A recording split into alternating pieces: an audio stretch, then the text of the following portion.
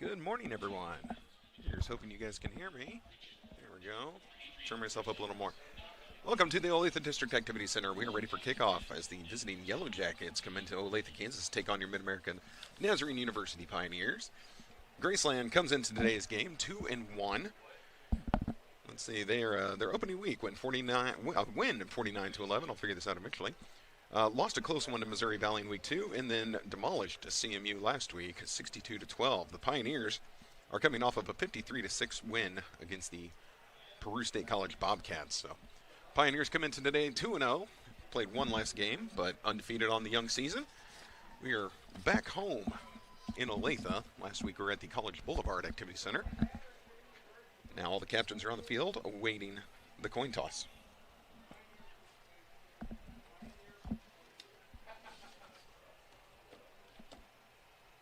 As of late, the Pioneers have been dominating this series. They have 7 straight wins. So 7 seasons in a row, the Pioneers have come out on top over Graceland. They'll be looking to turn that around. Last year, they were up in, hopefully I'm saying it right, it's Limone, right? Or is it Limone? I can't remember. Iowa. Either way, it was a 41-21 Pioneer victory when they were on the road. And then the year before that, last time they played here in Olathe, Kansas, it was MNU 54 and Graceland 32. So like I said, a 7-game win streak for the Pioneers in this series. And overall, they have a large lead in this series of 28 wins and 15 losses.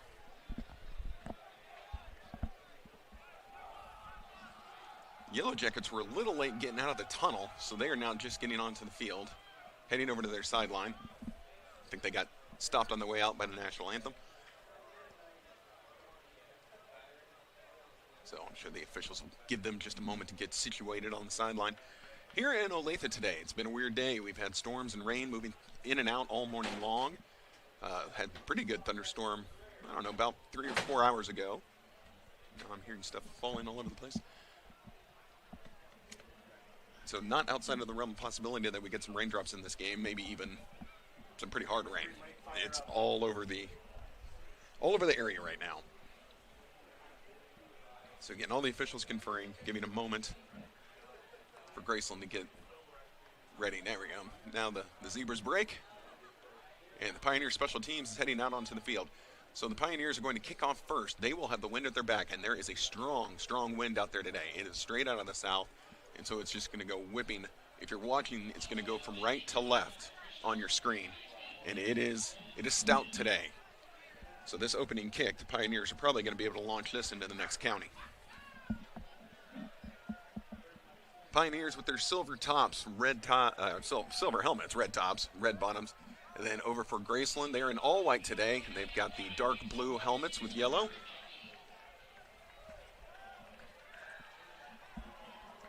Ball placed at 35. Again, with this wind, the ball might get knocked off the tee, but we are ready to go. Pioneers not going to have a big run up on this ball, only 3 yards back, so maybe going to try and pop it up and let the wind carry it. Boom, up it goes. And the wind's carrying it, but this is returnable. No, they're going to let it bounce in the end zone. So we have a touchback to start the game, and we're ready to get going with the Yellow Jackets' first offense.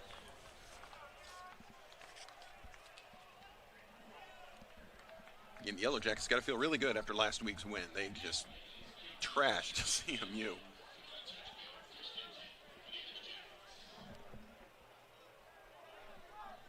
Again, their one loss, a close loss at Missouri Valley. So Cade Ross under center. He's going to have his running back in the backfield with him, starting in the shotgun. He's going to have 3 to the right, 1 to the left. So they get set, pull up, look to their sideline. Again, not a huddle, but getting their plays from the side. Ross ready. First snap underway. He's going to drop back. Man out of the backfield. He's going to whip it left side. And knocked away. I think the Pioneer defender was able to get a piece of it, knock the ball out of bounds, so an incomplete pass. That's Weber for the Pioneers on the defense. The pass was there, just not able to reel it in. Again, I do believe it was batted away. It was kind of batted up. It was anybody's ball there for a moment. I think an intended target was Gerald Monroe. And there's the false snap again. He gives a clap, seeing if he can draw anyone off sides. Now everyone pulls up, looks to the sideline. Now it's 3 left, 1 right for the wide receivers.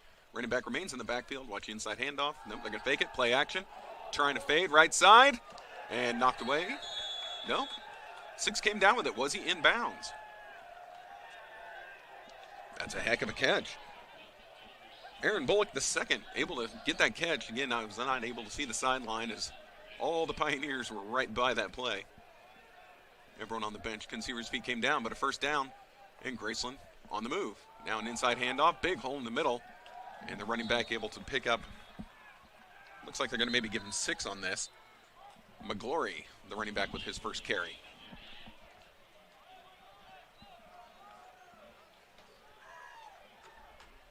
So definitely second and manageable.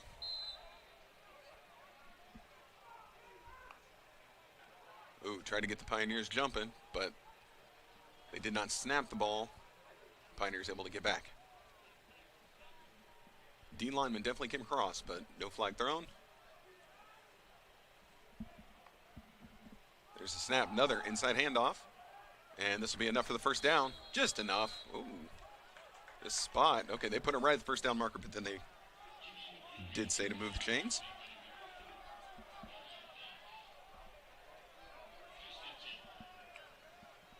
First and 10, and the Yellow Jackets are in Pioneer territory.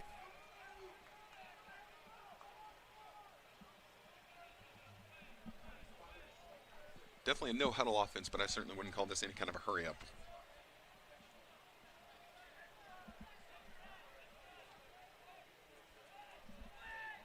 Ross now ready.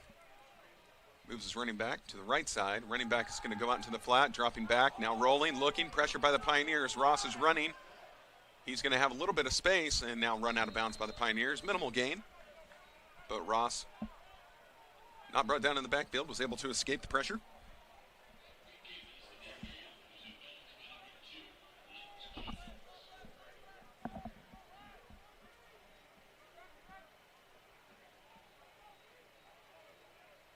So a good opening drive so far for the Yellow Jackets. Clock keeps ticking. Ooh, Pioneers got to be careful. That nose tackle looks like he's lined up in the neutral zone. See if anything happens here. At least from where I'm at, I'm way up in the press box. I can definitely be wrong. No flag. Handoff middle. Trying to bounce it left side. Oh, had some space, but space quickly gone. Great solo tackle by Jonathan Brown for the Pioneers. And he held that to, I think they only gave him a gain of 1. 3rd and long coming up for the Yellow Jacket offense. It looks like we're doing well. We're on the YouTube channel this week. We had troubles last week. Sorry about that. But YouTube is up and going. So thank you to all the folks tuning in on that. I know Graceland does bring their broadcast crew here. So a lot of their faithful probably listening to their hometown guys. Don't blame them there. But if you are on YouTube watching the game, welcome to the Pioneer Sports Network. Good attendance for today's game. They're trying to get loud here on this 3rd and long. Play action pass, going right side, has a man wide open, first down and more, 2 to beat, cuts to the outside. He's taken down, flag on the play, so we're going to see what happens here, but fighting for more yardage. This was Monroe, the wide receiver, who just ran a little slant across the middle, had enough for the first down. The officials have told the chain gang not to move, so we're going to see what this penalty is all about. I think either way, this is going to be a first down. The flag came in towards the end of the play. Here comes the official with the call. Pass interference on the offense, so this is coming all the way back. Again, not again, I'm just now seeing the microphone not working. Now, what had to have happened, because Monroe was able to get so open, I imagine there was maybe a little pick play run, and if it was too far from the line of scrimmage, then that's going to be offensive pass interference. So they were trying to set a pick on the Pioneer defender. Monroe got free, had the first down and a lot more, but the officials say, nay, sir, you cannot do that. And back they go, now a 3rd and very long situation. 3rd and 16, the official call. Ball at the 49-yard line. Pioneers almost jump again. Whew. Tell you, Cade Ross, he's got that good fake snap call. He's getting the Pioneers a little jumpy. Ross is going to have to air it out now. They will be throwing into the wind. Man goes in motion, comes across the formation, dropping back. Ross, big drop, big throw. On the way. And now here's a flag, and I think this is probably going to be an interference call coming the other direction. And so this might not work out well for the Pioneers. And indeed, holding is going to be the call. And at the moment, a big old cloud burst, and here comes the rain. And, I mean, it went from nothing to deluge.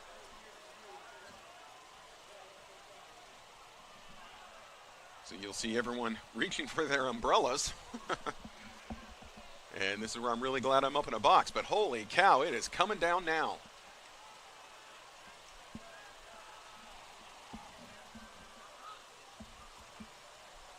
So this was a holding call. Yes, an automatic first down. Okay.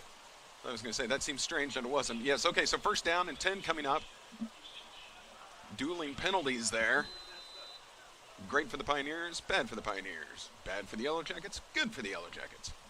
And ready to go as we're pouring down rain now. So this could be the story the entire game.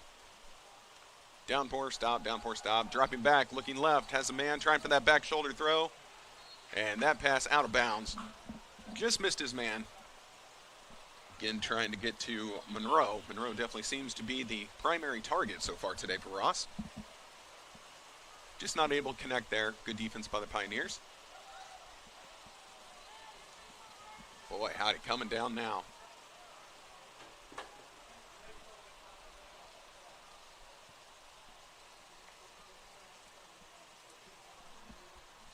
Ross again, checking the sideline for a play. There's a coach, maybe a backup quarterback, and maybe one other coach all putting out signals. Ooh, difficult snap, but able to get the handoff completed. This to McGlory. McGlory with a little hop step to his left. Was able to get a little bit, not enough for the first down. Going to bring up another 3rd and long situation. Again, last time bailed out by a pass interference call. This time we'll see what happens. Much more manageable now with a 3rd and 7. Ball on the 31-yard line. And an official sprinting in to stop this play.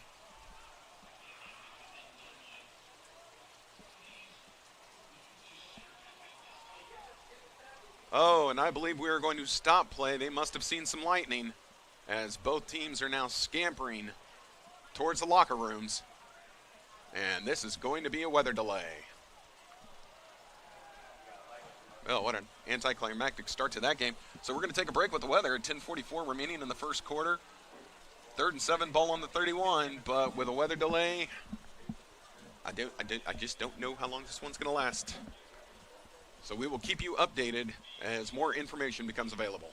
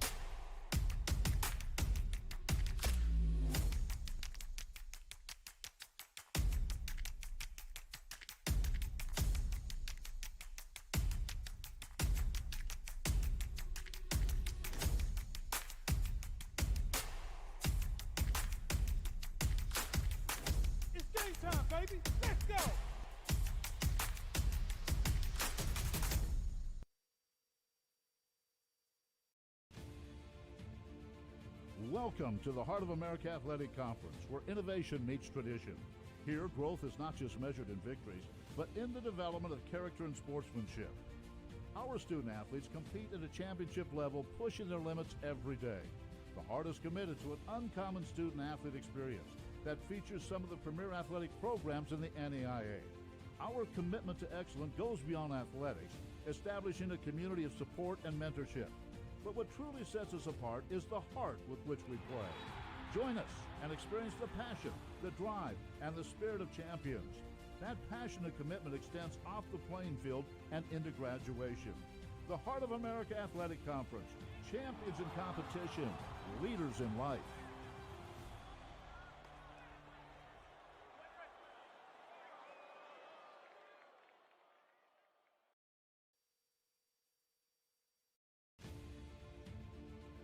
Welcome to the Heart of America Athletic Conference, where innovation meets tradition. Here, growth is not just measured in victories, but in the development of character and sportsmanship. Our student athletes compete at a championship level, pushing their limits every day. The Heart is committed to an uncommon student athlete experience that features some of the premier athletic programs in the NAIA. Our commitment to excellence goes beyond athletics, establishing a community of support and mentorship. But what truly sets us apart is the heart with which we play. Join us and experience the passion, the drive, and the spirit of champions. That passion and commitment extends off the playing field and into graduation. The Heart of America Athletic Conference, champions in competition, leaders in life.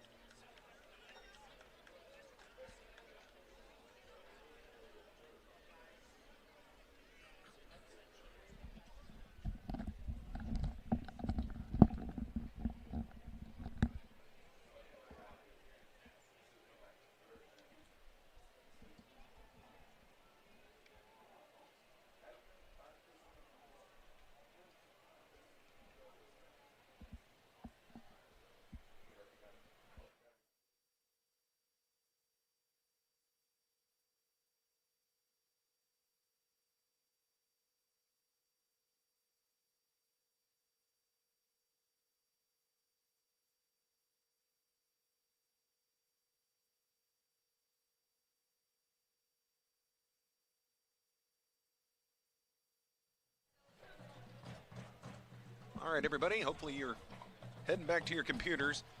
Just letting you know on the YouTube feed, we do see that it's blinking. We're working on that right now, so stay with us there. We know that that's an issue. Just a minute or two away from getting restarted here. The rain delay is over. Both teams have returned to the field.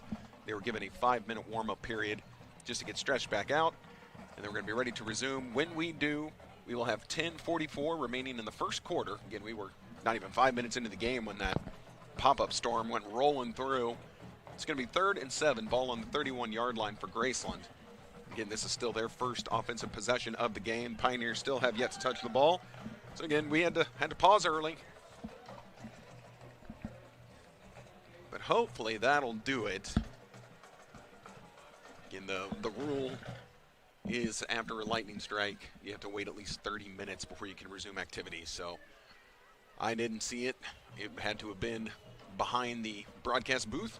But the official saw it, and he went rolling in to stop the play and get everyone off the field. But hopefully that'll do it.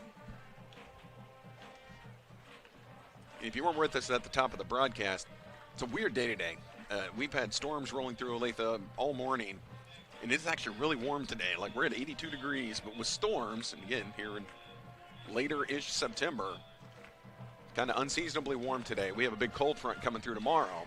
It's going to start feeling a little more like fall, but for today, it is warm, it is humid, and so could make for interesting conditions. Again, now the turf's going to be a little wet. I'm sure it dries quickly, but ball control is going to be the name of the game, at least for, I don't know, the remainder of this first quarter while things are still drying out. You'll see it's wet all around the field. The track has some water all over it, and we got hit pretty hard with that storm for about 5-7 minutes. It was really coming down. But everyone's returned to the sidelines. I swear during the break, more visiting fans showed up, so their side of the stadium is starting to look a little fuller. Good job to the folks traveling down from Iowa. Cade Ross has started well on this opening drive. His main target has been, let's see here, who was it? Oh, it was Monroe. Monroe, McGlory, and Ross have been leading the way on this drive.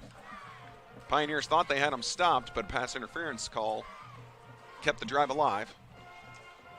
Now, both teams returning to their sidelines, and we're about ready to get this thing going.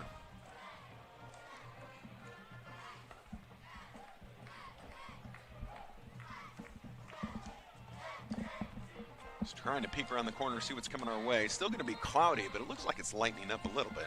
Not lightning, but getting lighter. How about that? And if by some chance we have to go back to another weather delay and you're on the YouTube channel, if you look over in the comments, I'm trying to keep you updated from up here in the booth. If I hear things, I tell you, just so everybody knows what's going on. So, all right, looks like we're ready to go. The offense back on the field for the Yellow Jackets, defense for the Pioneers. Almost like this never happened. Let's get it going.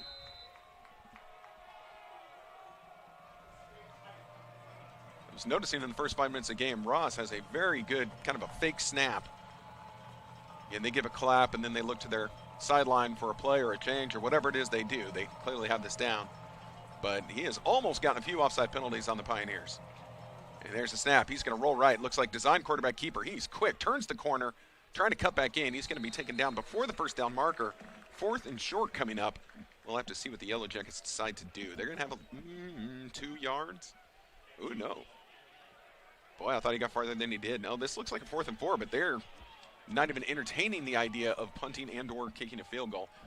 Again, a field goal from here would be difficult. The wind is directly in their face, and it is a stiff breeze today.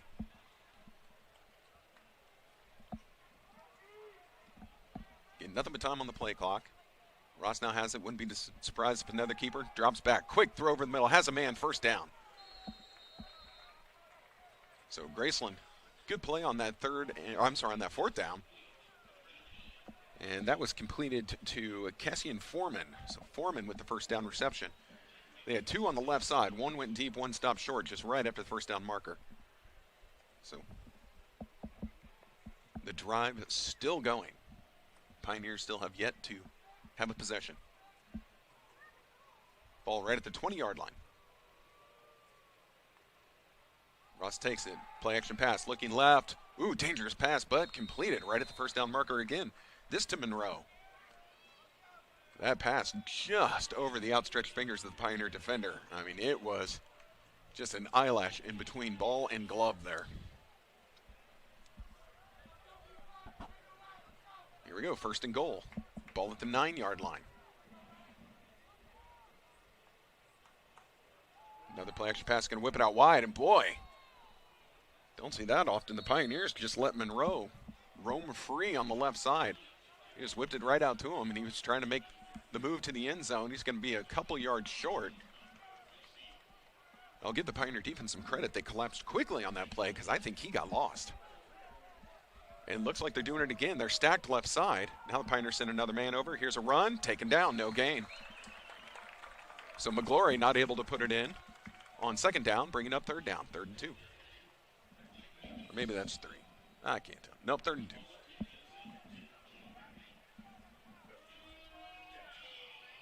Big 3rd down here again.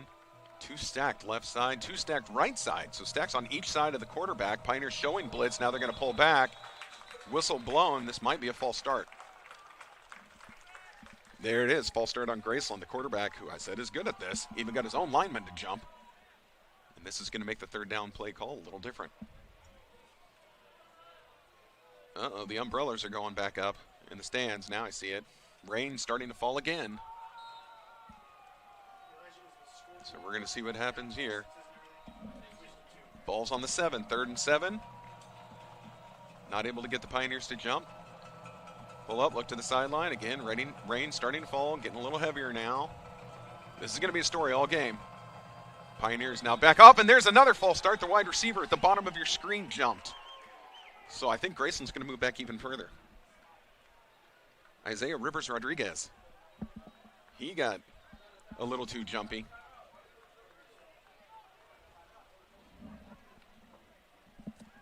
So now 3rd and 12. Boy, the ball was at the 1. A 2nd and 1 went to a 3rd and 2. Now facing a 3rd and 12 after 2 offside calls. I'm sorry, false starts. False starts. Rain picking up even heavier. Could make throwing more difficult. Ross, though, can definitely keep the ball, try and run it himself. He's going to drop back, looking over the middle, pump fake, now goes to the end zone, has a man open. Nope, overshoots everyone. That was a wet ball. That pass was absolutely a wet ball throw, as it sailed over everyone and was wobbly the entire way. So Ross is heading off the field, or is he? Ross doesn't want to come off. The coach, I think, is finally telling the offense, get over here. They wanted to go for it. Raining heavy again. 15 on the play clock, and oh no, they're going to go for this. So the offense comes back onto the field.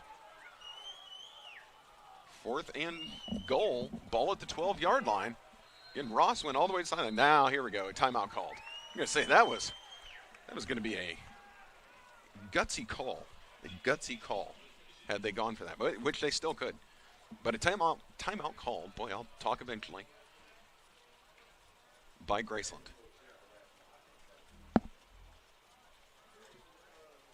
The way this rain has been going, it could be stopped by the time play resumes.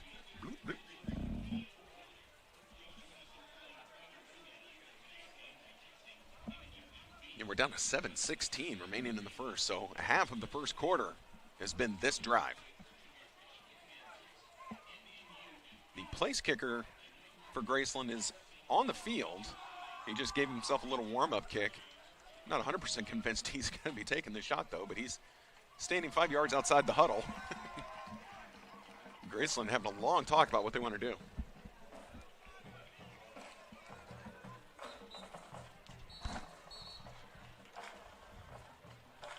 Now the kicker heads back to the sideline. I think they're still going for this.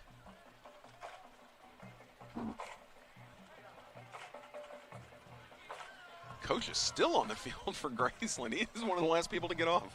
The official now escorting him off the field. You cannot stay on the field for this play, sir. All right, Ross is there. He's going to have 3 wide receivers to his right. Pioneers need to watch that pick play. And then one-on-one coverage at the top of your screen on the left side of the quarterback. See if they try to fade to the end zone. Ross drops back. Pressure comes by the Pioneers. He throws off his back foot and throws it short. That is incomplete. The pressure by the Pioneer defense forced the throw early, and that was Marcos Flores, who came charging through the line for the Pioneers. That's going to be a turnover on downs after a very long and impressive drive by the Yellow Jackets.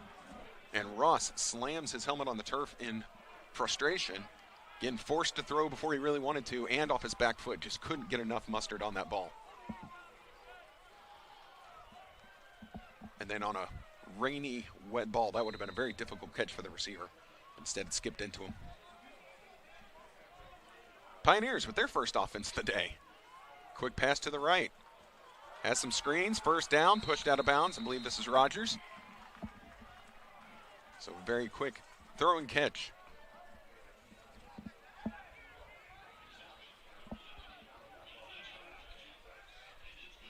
course, we've got Parsons under center. He's got his running back in the backfield with him. Now some people moving for the Pioneers. They change what they're doing. Parsons has it. Gives it to Cherry. Cherry right side. Has a blocker. Into the secondary. It's a good run. He'll be about halfway there. Some pushing and shoving after the play. Getting a little early for that. Now a headbutt by Graceland. I do believe this is going to be a 15-yard unsportsmanlike. I couldn't tell you the player, but I definitely saw him throw a headbutt in there. Yeesh. Too much, too soon for any Slapshot fans out there. Officials talking this over. Maybe it's two offsetting penalties. Again, long discussion. Rain has let up a little bit, but it's still coming down.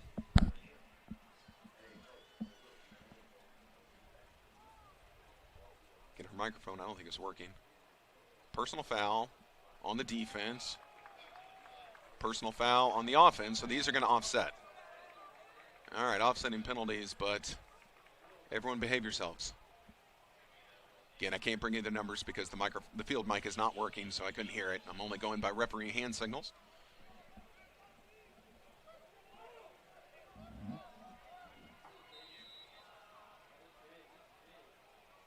So second down, about halfway there. Parsons throws it quickly. Oh, that was a dangerous play.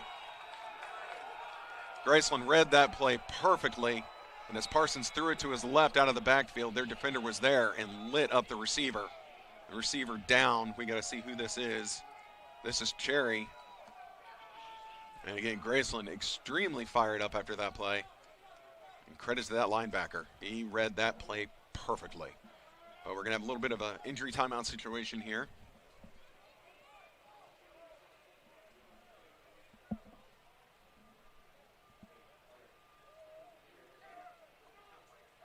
Again, nothing insidious about that hit. It was a good hit. And probably just knocked the wind out of Cherry, who I'm sure will be back soon. But, yeah, he took the full force of that one.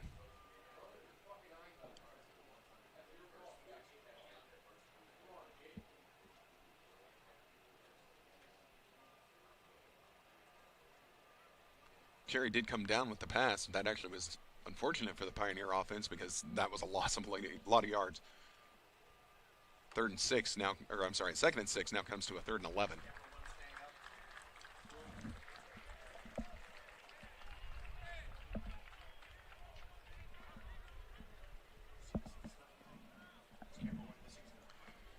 All right, so Cherry able to leave the field under his own power. And so the Pioneer offense heading back onto the field. Finley now taking his place in the backfield. Finley a little quicker than Cherry, but on an obvious passing down. See if he can throw any protection for Parsons back there. You know, Graceland's going to be bringing the heat on this one, I would imagine. Man in motion. They fake the handoff. Parsons going to dial it up. Right side and at the first down marker, but overshoots his target. Incomplete pass to Miles Himes. That's going to bring up 4th and 11. So this drive stalls quickly for the Pioneers. And the punt unit coming onto the field. Fortunate for the Pioneers, the wind is going to be at their back. The wind's picking up just a little bit now. It was howling when we started the game. It kind of died when the storms rolled through. Now it's picking up again, which probably just means it's blowing in more storms. A lot of the umbrellas are going down, so I'm assuming the rain has stopped, at least for the moment. Still going to be wet on the field, though. The kick gets away. High kick, floating, at the sideline, and out of bounds it goes. Return man for Graceland, McDougal. He was able to catch it, but his momentum carries him out of bounds. This is going to be placed, I believe, at the 31-yard line. Again, an impressive opening drive to start the game for Graceland, but stalled out due to 2 false start penalties. And then a missed fourth down try. See what they can do this time.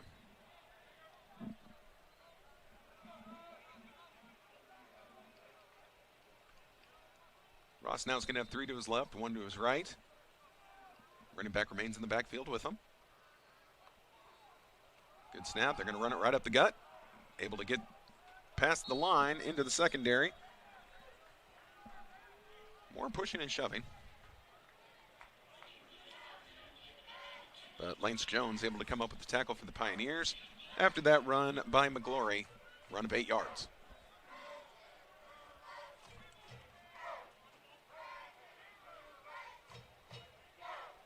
No change in formation. Another run right up the middle. McGlory again, this time hit at the line, able to fall forward for a few. That's going to be enough for the first down, as they only needed 1.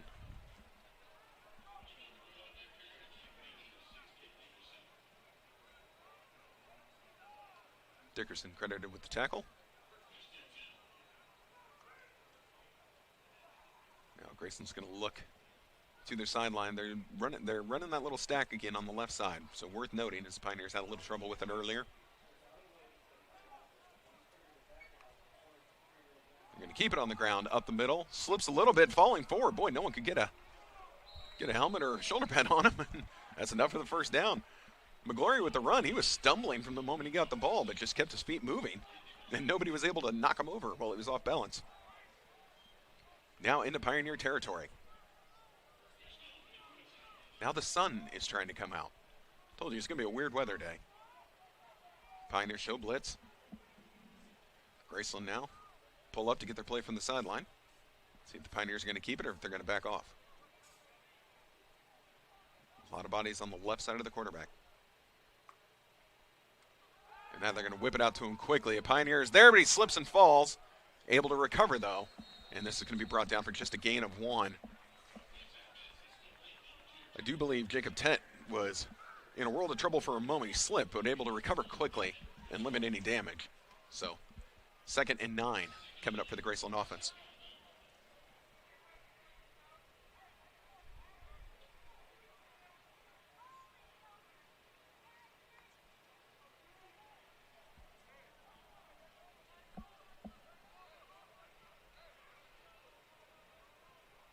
Now everyone is to the right of the quarterback. He's looking left, looking middle, steps up, wants to run, taken down. That's going to be a sack, at least a loss of 2, it looks like, on that play. And then some extracurriculars after the play, but the Pioneers need to watch themselves here. You don't want to ruin what was a good defensive play. Bringing up 3rd and now 12.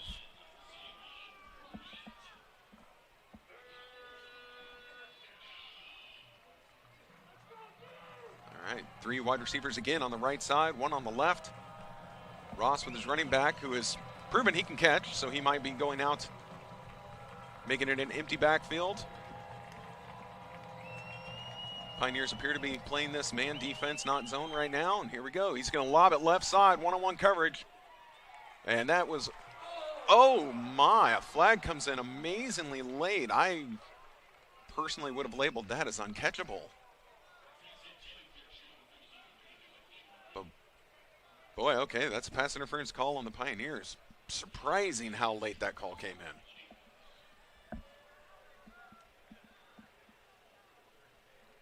in. Well, so there's that. That will keep the drive alive. The Yellow Jackets continue to move it down the field as we only have 3 minutes left in the first quarter. This is the overall 3rd possession of the game.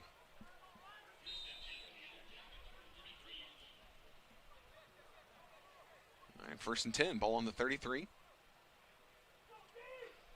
2 receivers each side. Pioneers almost jumped again, but able to pull back.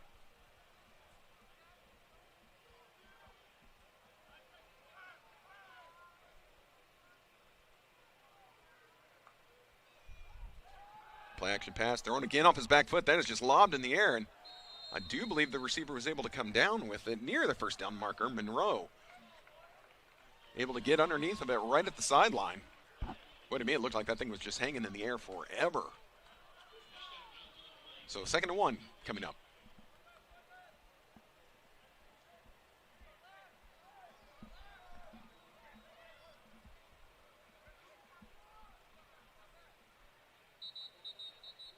And official needs to stop things. Problem with the chain gang over there.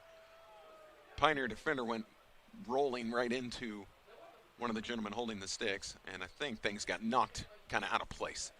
So the officials are going to get everything resituated here. And this is going to be 2nd and 1. Boy, I think maybe just the orange padding kind of got knocked loose. Almost looked like the pole got bent. That would be something. All right, now we just need to flip it over to the 2 instead of the 1, and we're going to be good to go. All right, 2nd and 1. Now we're good.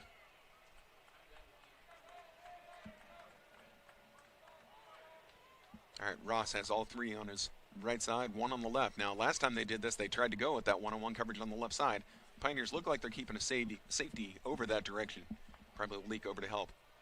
Yep, they're going to run up the middle, but the Pioneer line is there. That's enough for the first down. Again, 2nd and 1. He's able to fall forward and get 2.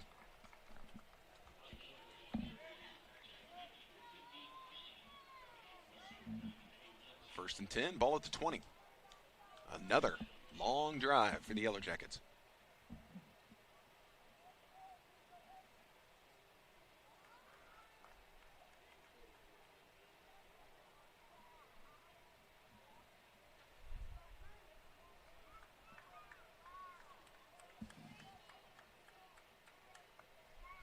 There's a snap. They're going to hand it off up the middle. No, quarterback kept it. Boy, everybody bought that, including myself. 1 to beat to the end zone. Takes a hit near the pylon. This is all where the official's going to spot it. Looks like pushed out of bounds at perhaps the 2-yard line. That was a great run by Ross. So 1st and goal, and this is actually the 1. 1st and goal from the 1. Still spreading it out on the offense. Got to imagine this is just going to be another inside handoff to McGlory. That is what I would imagine anyway.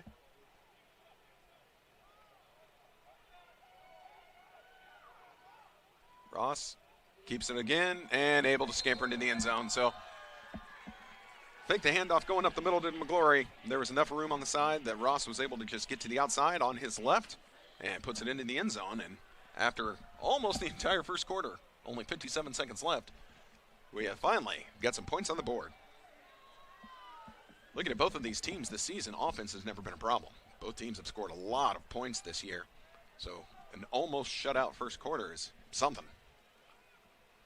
We'll blame the weather.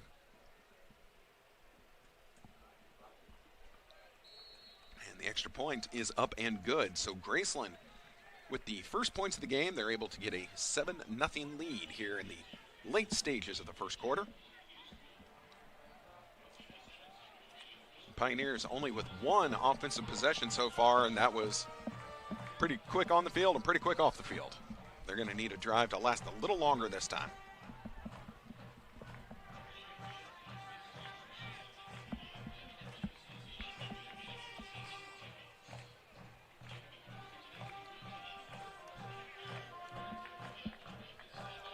Now this should be returnable for the Pioneers. Again, the wind pretty stiff. It's blowing right to left if you're watching the screen, and so they're going to, Graceland, I'm sorry, the Yellow Jackets will be kicking directly into it.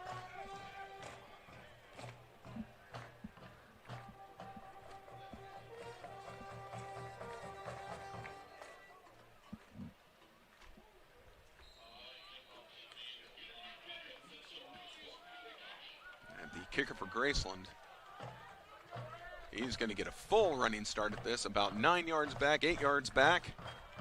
Southpaw kicker. Here's the run. And the kick gets up there in the air. And I'm hearing whistles already. What happened here? There were whistles as the ball was in the air. So play blown dead. And everyone's heading back like we're going to do this again. A false start on Graceland. You don't see that often on a kickoff, so they're going to back up 5 yards.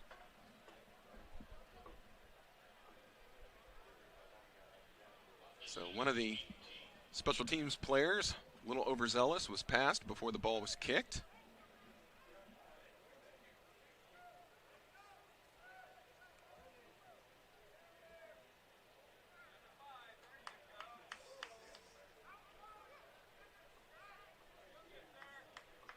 All right, so now the ball taken back to the 30-yard line. I don't know why there was such confusion on where the ball should go. It's a 5-yard penalty. We start on 35, go back to 30. Everything's great.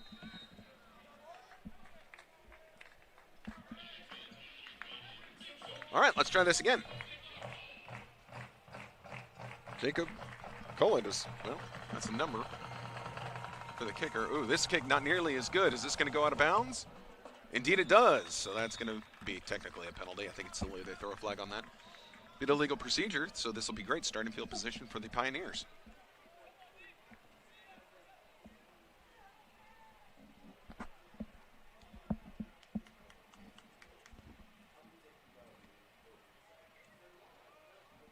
So the ball will be placed at the 30-yard line. I thought it was the 35. Okay, now he's walking backwards. Yeah, come on. No, let's keep going.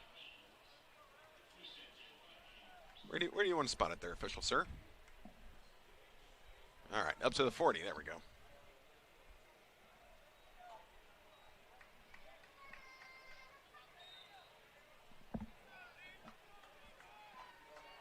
All right, Pioneers, ready? The 40-yard line. Tight end goes in motion, comes across the formation, gets set. Parsons fakes the handoff, now flings it out wide, and he's knocked out of bounds. Good first down play, able to come up with about 7 yards, maybe even 8.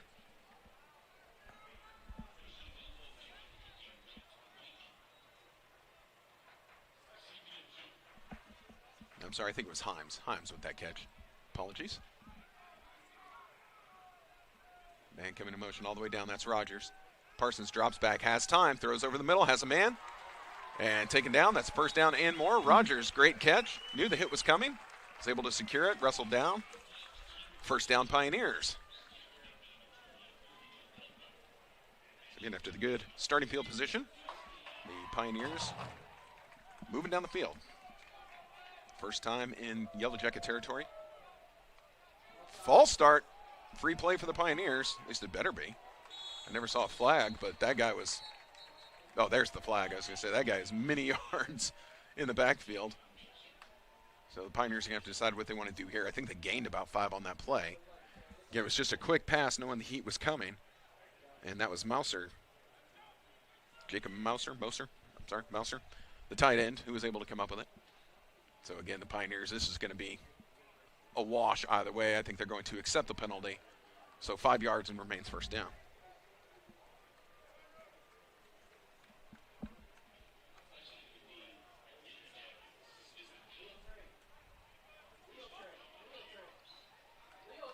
All right, the Pioneers also, they go no huddle. Now, they don't look up to their sideline on every play, but they do go no huddle. Look to the sideline for a play. Now there's a lot of confusion, and they want to talk it over. So I think timeout's going to be called by the Pioneer offense, as nobody was in the right spot.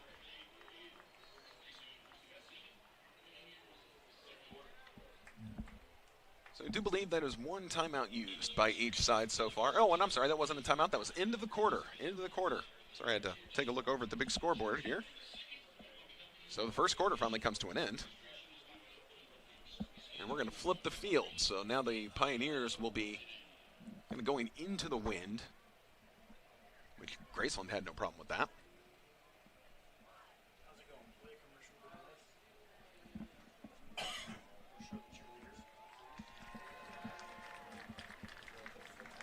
Good. Welcome to the Heart of America Athletic Conference, where innovation meets tradition. Here, growth is not just measured in victories, but in the development of character and sportsmanship. Our student athletes compete at a championship level, pushing their limits every day. The Heart is committed to an uncommon student athlete experience that features some of the premier athletic programs in the NAIA. Our commitment to excellence goes beyond athletics, establishing a community of support and mentorship. But what truly sets us apart is the heart with which we play. Join us and experience the passion, the drive, and the spirit of champions. That passion and commitment extends off the playing field and into graduation. The Heart of America Athletic Conference, champions in competition, leaders in life.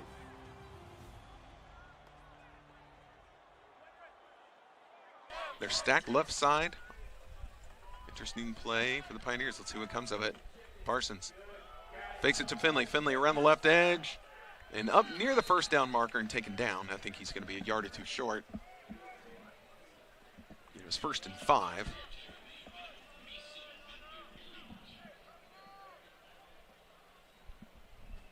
Now 2nd and 2 coming up for the Pioneer offense.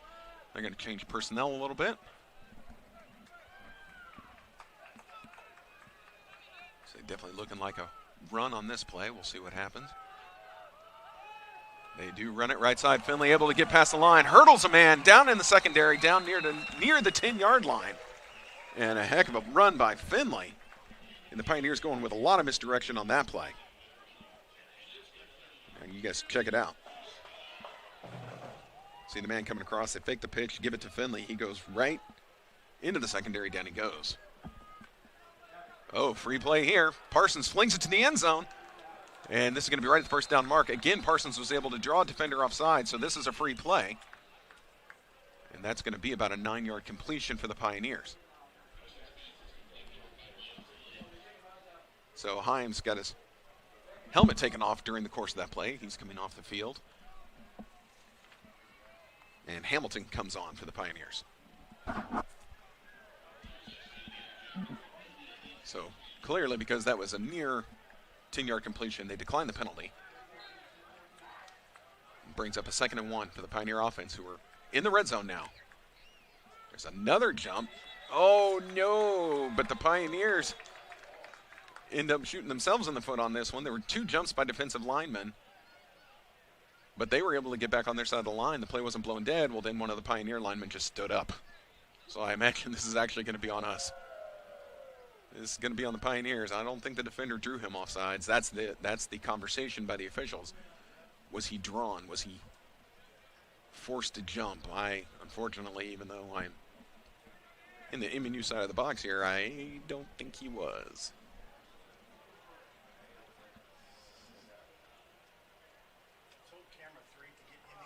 Yeah, that's a false start on the Pioneers. We were afraid of that. Their 2 defenders definitely jumped, but they were able to get back. And the Pioneer lineman just stood up thinking that play was going to be dead.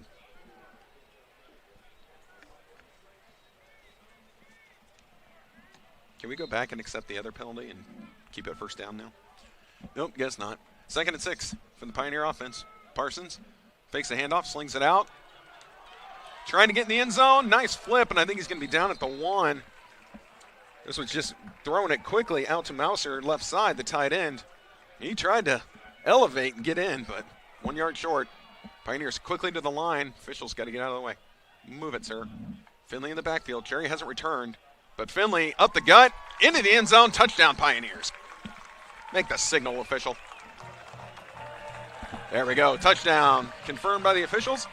And so the Pioneers are definitely just an extra point away from tying this game up. Again, the sun coming out. Clouds are starting to break. This is interesting. Temperature definitely going up.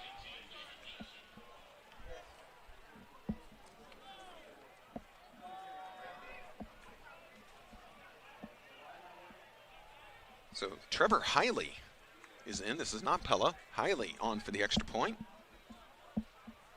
Low snap, but good placement. The kick is up. Look good to me, and the kick is good. So Hiley comes in, knocks one through. And with that, the game is tied here in the early goings of the second quarter. It's now tied 7-7.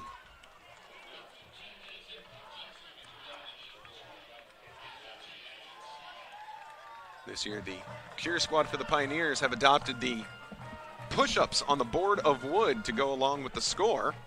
So they just completed that. I know last week with a 56-point total, those push-ups were getting real shaky by the end of the game.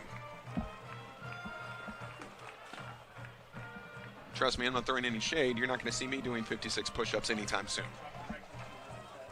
Got to give me a while to prepare for that one. So 13-15 remaining in the second quarter as we're heading towards halftime. And thank you for joining us for what was I know we know everything got changed. This was originally supposed to be a 6 p.m. game, moved up to an 11 a.m. game, and then a 30-minute rain delay. And so we've been all over the place today. So thank you for sticking with us. Pioneers ready to kick off. And get another chip shot. Ball goes in the air. Good kick, though. Fielded at the 5. Moving up to the right and taken down. That was a great tackle by Pioneer Special Teams. Let's see, who was that? I think initial contact was made by Zane Hall. So Hall stopped that play dead. Now the Yellow Jackets going to take over. I haven't even looked at time of possession right now, but it's going to heavily favor the Yellow Jackets, who have put up several long offensive drives. And one ending in a turnover on downs, one ending in a touchdown.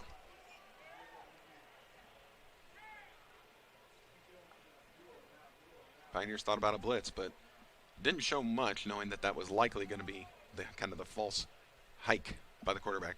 Gives that big clap, and then everyone pulls up and looks to their sideline. Ross with it again now. And another handoff right up the gut, and able to burst through into the second level and take it down. That's going to be a first down. Trying to see if they're going to move the chains or not. McGlory, again, he's having a lot of success on the ground.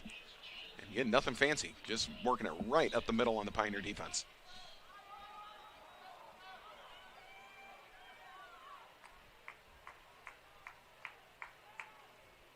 There's the false hike, although he did not put much, didn't put much into that. That was a less excited. I'll tell you though, at some point in time, they're not going to do the fake. And the Pioneers are going to be caught flat-footed. Another run up the middle. Not as many yards this time. Yeah, if I'm the Pioneer defense, I'm definitely leery about that. Eventually they're going to stop with that fake hike, and they might just go on the initial clap of the quarterback. The Pioneers, they just get caught waiting, could be in some trouble.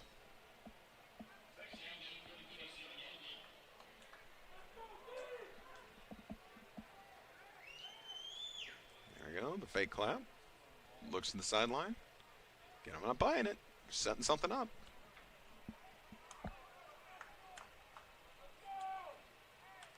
Ross has it, drops back, play action pass. Steps forward, gets everything on this ball, down the field. How did he catch? Oh my goodness. What a catch. Oh, by Monroe. And the Pioneer defense, I mean, he was double covered. Like, the Pioneer defense was there. One guy missed the interception. The other just wasn't there on the coverage. How in the world? But, hey, credit where credit is due. What a great catch by Monroe. So a very long completed pass. Ross to Monroe. And Graceland now down in the red zone. Thought there was no way he was coming out with that ball. Thought it was going to get knocked away 3 times. And there were only 2 defenders there. So great concentration. Monroe now, he's in the slot, and he has definitely been the focal point of the passing game. Everything seems to be going his direction, but now Graceland wants to talk things over, and they call a timeout. So their second timeout of the half.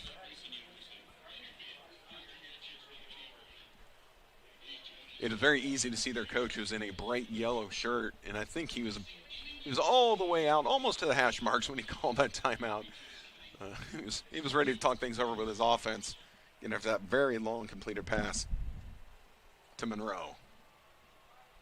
I'm going to see if the stat is updated. I'd be curious to see how long that went for. Let's see if I can find it here.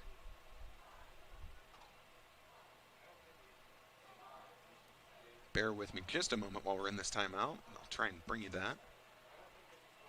Unfortunately, we don't have a lot of extra equipment and monitors up here, so any stats I find, I got to go pull them up on my cell phone here.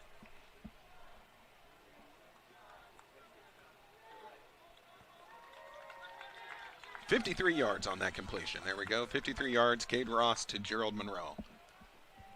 Definitely the longest play of the day by both sides, by either side. All right, Ross ready. Take the snap, right up the middle. And taken down. It's a little short. McGlory not able to punch it in just yet. But got most of the way there. Ball's now at the, looks like the 3-yard line. Second down, 3 yards to go. Pioneers defense looking directly into the sun at this point, which is out at the moment, but it's surrounded by clouds. Again, wouldn't be surprised if another little storm moved through. It's just kind of been like that. Here's a little fade to the back corner. Ball is up, and the ball is incomplete. Good defense by the Pioneers. They tried to go over the top to Aaron Bullock II, and the Pioneer defender able to knock it away.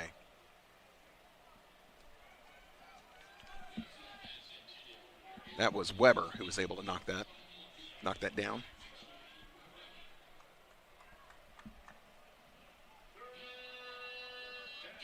So 3rd and 2. But considering how close they were in the first quarter and going for it on a 4th and goal from like the 12, I would imagine this is still 2-down territory for the Yellow Jackets if they need it. Now quarterback's going to keep it again. The Pioneers savvy to this play. He throws to his man, though. That looked like a great throw and a touchdown, waiting for the signal from the officials. And there it is. Rolling to his right, Ross just put in a laser beam to his target, and I do believe this is Foreman with the touchdown catch. And touchdown for the Yellow Jackets. Ross able to throw on the run, put it right in there. So Graceland now reclaiming the lead. They took it to begin with. Pioneers tied it up. Now they're looking to extend by another touchdown and extra point. Low snap, but dug out of the dirt by the placeholder. The kick is up, and the kick is good. And so with that, it is now 14-7. Graceland back on top over the Mid-American Nazarene University Pioneers as we have 10:22 remaining in the second quarter. We definitely said earlier that neither of these teams have had trouble scoring this year, as both squads have put up a lot of points. Graceland now 14 first half points, and we're not done yet.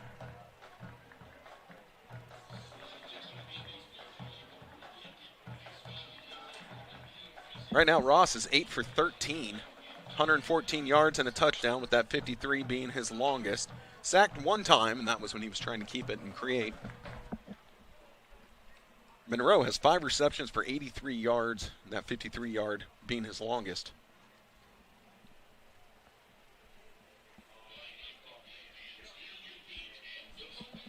See, McGlory on the ground, he has 12 attempts for 61 yards. That's kind of where we're at with the offense for Graceland. I'll get the Pioneer numbers here in a second, but let's see what they do on this drive. Now Graceland's going to be kicking off with the wind at their back. So they, should they choose, be able to air this out, and the ball falls off the tee. Again, told you it's breezy. So we're going to do this again.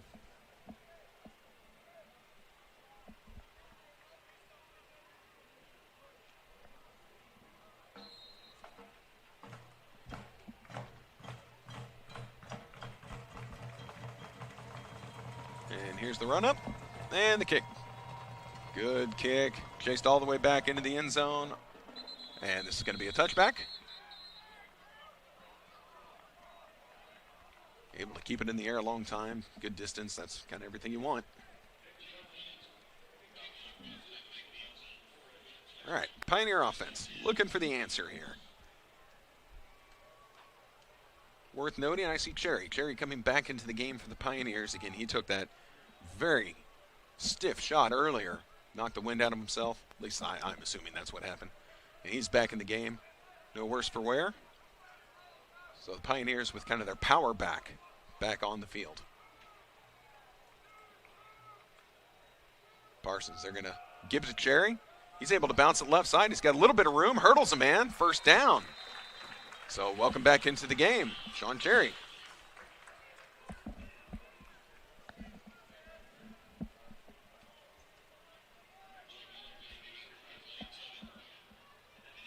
All right, so they put it, where did they put that ball? Ball's at the 35-yard line. First down, Pioneers, 1st and 10. Tight end goes in motion again.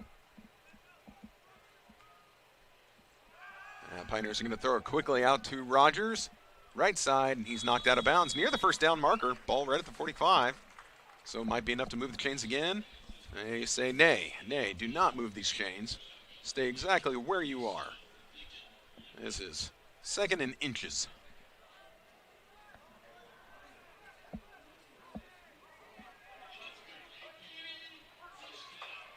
Okay, no, they've changed the call. Enough for the first down, so 1st and 10. Pioneers going to hand it off up the middle. Cherry again, fighting hard, and able to get a little over halfway to the first down marker. Ball directly at the 50-yard line now, so they gave him 5 on that carry.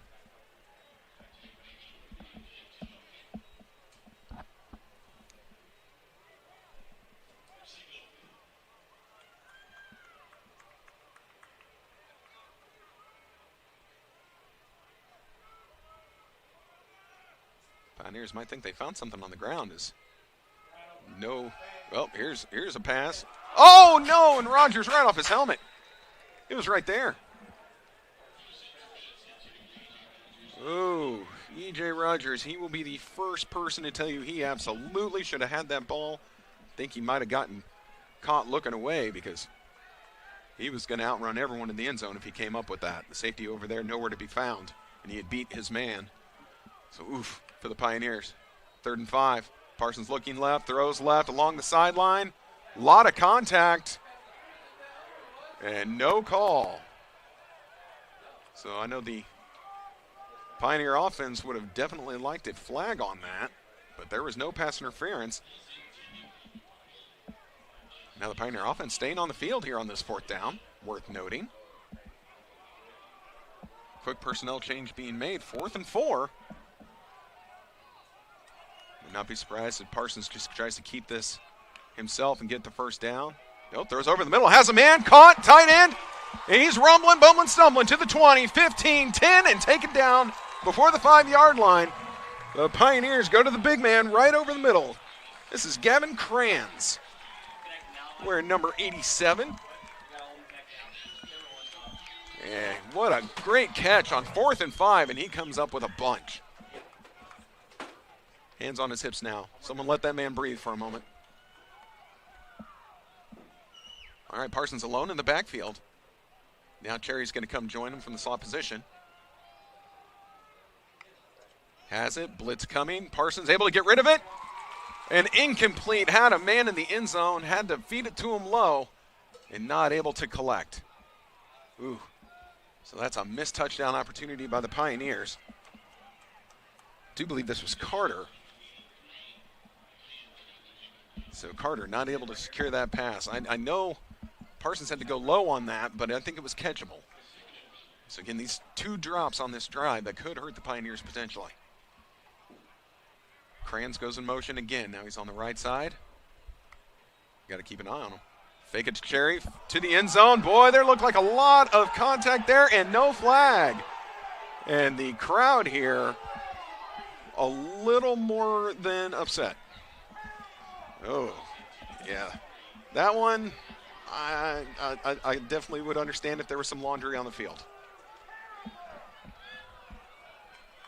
From over here, I could definitely see a handful of jersey. But the officials care not what the one broadcaster in the booth thinks. So here we go, 3rd down. Pioneers trying to put one in the end zone here.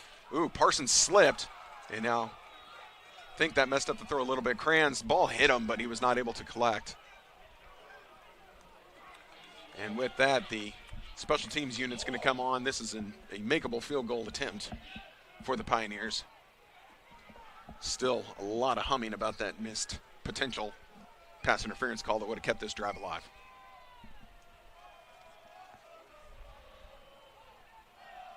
So Hiley on the field. Let's see here, the ball's going to be coming down at the 21, about a 31-yard field goal attempt. Low snap, good placement, kicks blocked, dag nabbit. Missed by 1 man, so the Pioneers are going to be able to recover this. They just need to limit the damage, or not recover it, but this isn't going to be run back for anything. Well, the whole end of that went pretty disastrous for the Pioneers. 2 drops, missed call, blocked field goal. Ouch. Not great. So we're going to wait for the officials to officially, spot the ball and see where Graceland's going to take over after that miss. Well, not miss, that block. Definitely blocked. No question it was blocked. Ball's going to be placed at 39-yard line, so that's pretty decent field position for the Yellow Jackets as they hope to extend their lead.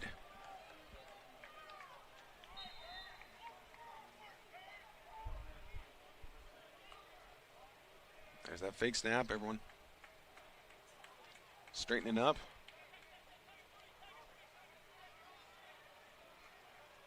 Back in their stances they go. And handoff up the middle. Able to make one miss. Spin move, but taken down in the secondary. Good tackle by Pritchard.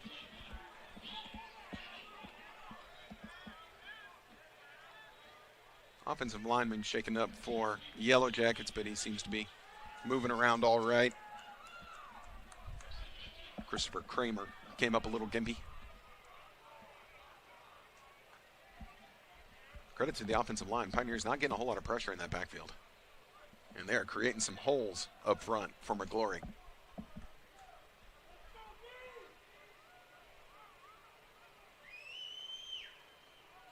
Play action pass. Ross rolling right, trying to get the edge, gets around. And they tried to spread the field and get everyone out of there. And Ross, speedy, was able to get the first down and more. Lineman for the Pioneers was wise to the play, but not fast enough to chase Ross down.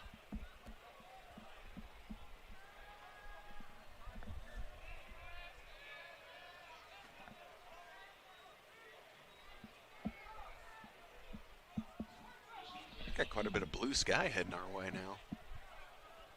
We might have a sunny second half. Uh-oh. What are we backing up for? Okay, there we go. So the officials just correcting the placement of the ball. Yellow Jackets in Pioneer territory by a yard. Ball at the 49-yard line. First down.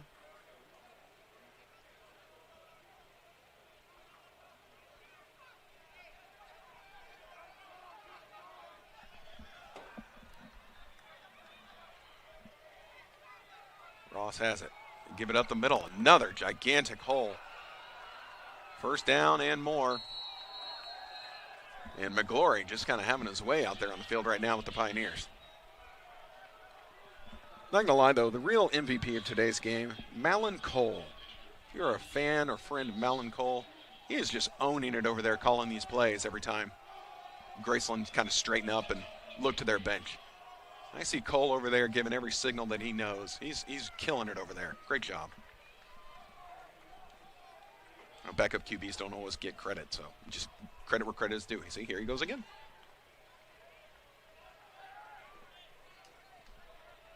He's got this.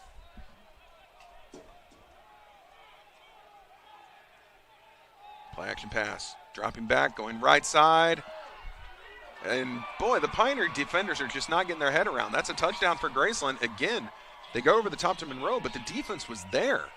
Pioneers just aren't turning their heads to find the ball. They're running with them and just not knocking it down. So that's a touchdown for Graceland as they extend their lead. And the adjustments that need to be made at halftime, that list is growing for the Pioneer defense and the offense, which is not exactly lighting up the board like they did last week. Low snap again on the extra point, but the kick is up, and the kick is good. So now with 5:52 remaining in the second quarter, it is 21-7.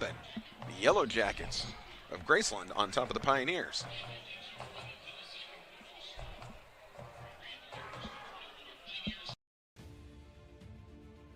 Welcome to the Heart of America Athletic Conference, where innovation meets tradition. Here, growth is not just measured in victories, but in the development of character and sportsmanship. Our student athletes compete at a championship level, pushing their limits every day. The Heart is committed to an uncommon student athlete experience that features some of the premier athletic programs in the NAIA. Our commitment to excellence goes beyond athletics, establishing a community of support and mentorship. But what truly sets us apart is the heart with which we play. Join us and experience the passion, the drive, and the spirit of champions. That passion and commitment extends off the playing field and into graduation. The Heart of America Athletic Conference, champions in competition, leaders in life.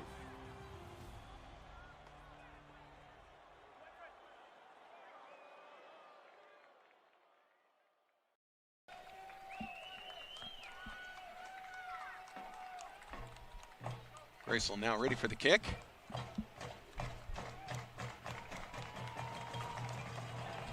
Oh, and a booming kick. This'll...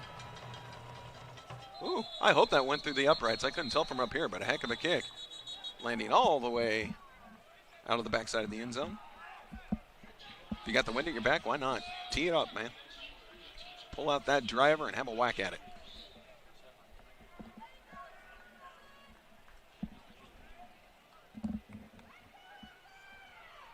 All right, the Pioneer offense need to answer. Need to answer on this drive. 5:52 remaining in the half. The Pioneers will get the ball to begin the third quarter, just for what that's worth.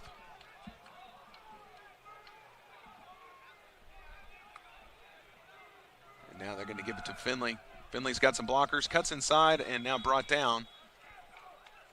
Play started looking pretty promising, but Graceland able to close quickly and limit the damage. I think just a gain of 2 on that play, second down.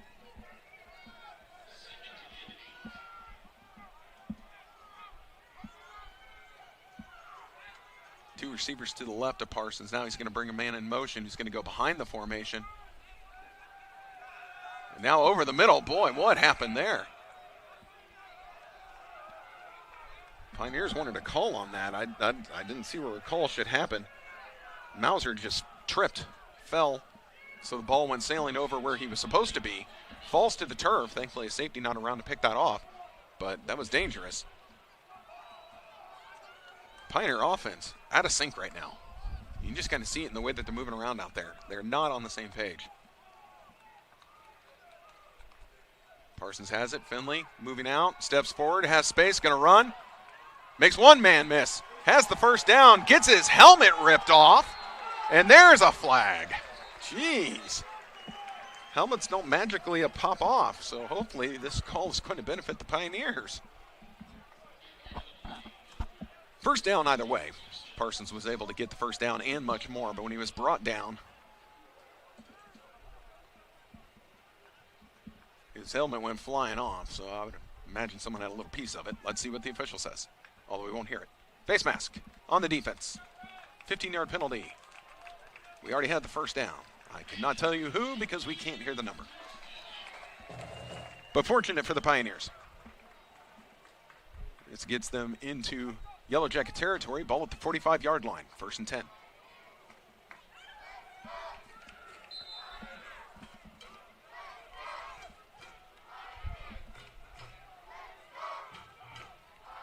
Pioneers going to give it to Finley. Finley working left side. Oh, boy. I'm actually shocked and amazed there's not any yellow on the field. I definitely saw a hold by the Pioneer offensive line. But if the officials didn't see it, then we're good. But I did.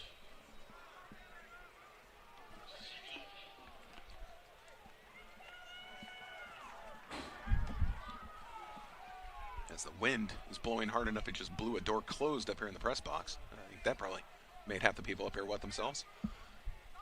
That was loud. Parsons, play action pass, gets it to the tight end. Tight end's got some blockers near the first down marker and brought down. Again, I don't know if Kranz knew if he needed to zig or zag on that play, either which way. Kind of runs into a pile of people. Massive humanity, down he goes, but that's enough to move the sticks and keep the drive alive.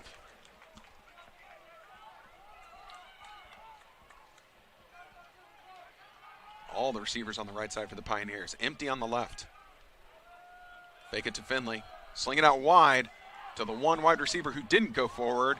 Elevates, comes down. Not enough for the first down. But good positive yardage there. That was Hamilton. Hamilton able to come up with that catch. You can see on that replay that everyone went forward. He just stayed behind. The defense all went with the runners. Finley remains in for the Pioneers. Parsons fakes it to him, slings it out wide. Tight end again. Again, more just good positive yards. Kranz, good catch.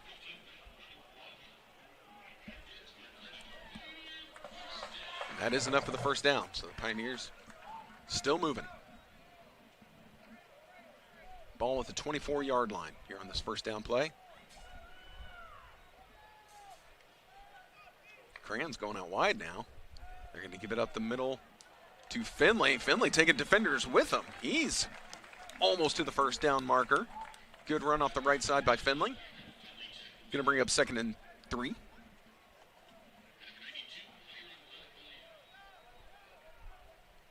think the Pioneers are starting to find it now. They're finding some rhythm here, Hope I didn't just jinx us. I shouldn't have said that out loud. Oh, geez, no, I shouldn't have. Parsons just drops the ball. He's able to recover it, now just throws it out of bounds. Great heads-up play by Parsons. In no universe should that be any kind of intentional grounding. He was out of the tackle box. The ball went past the line of scrimmage. Like, there's nothing there, and I think the officials acknowledged that. Nothing doing. And explaining now to Graceland that that is not intentional grounding. So, 3rd down, 3rd and 3. I'll keep my trap shut this time, as that was last play was directly on me. Pioneers going with a little bit of that fake snap action. Looking to the sideline, have their play. Watch the blitz, coming right side. Quick pass out, knocked down at the line of scrimmage. Yep, I think Parsons knows that blitz was coming. He probably didn't need to rush that ball like he did, though. Just threw it directly into the head of a lineman. Incomplete, 4th and 3. Pioneer offense remaining on the field. A field goal from here would be difficult with that wind. Not impossible, but difficult. You would not catch me trying to kick that particular kick. So the Pioneers going for it again on 4th down. Big play here, trying to keep this drive going. Good jump by Graceland, but nothing called. Boy, ball lobbed in the end zone. Touchdown and a flag. But this is going to stand. What a great catch by Miles Himes in the end zone. Again, absolutely was interfered with by the defender, mattered not. Able to come down with it for 6. Pass interference. Defense. That penalty is declined. Touchdown, Pioneers. Say, look, I can talk to these officials. I got this. I said the Pioneers needed to get something on the board on this drive, and indeed they have.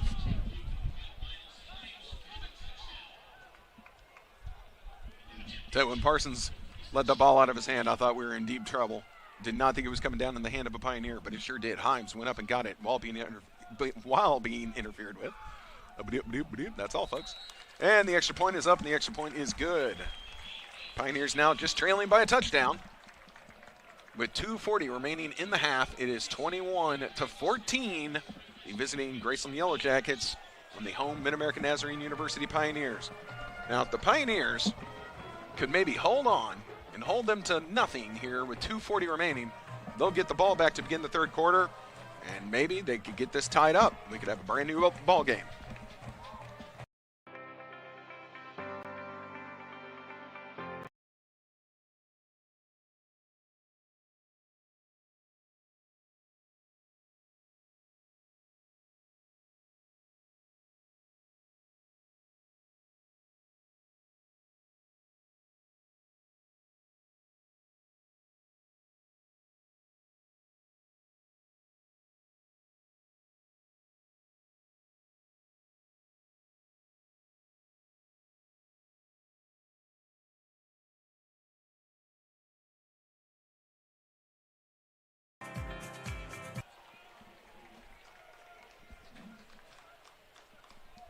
All right, Pioneer Special Teams is ready. You're going to be kicking into the stiff wind.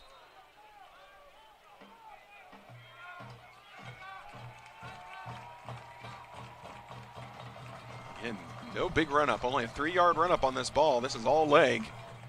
Trying to keep it low, still dies in that wind, bounce, fielded. Oh, they got a lane.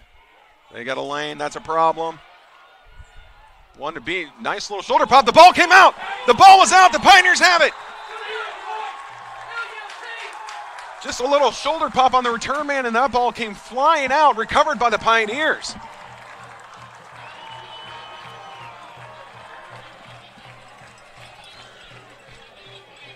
See, you can see here on the replay, he just got spun around and dropped it.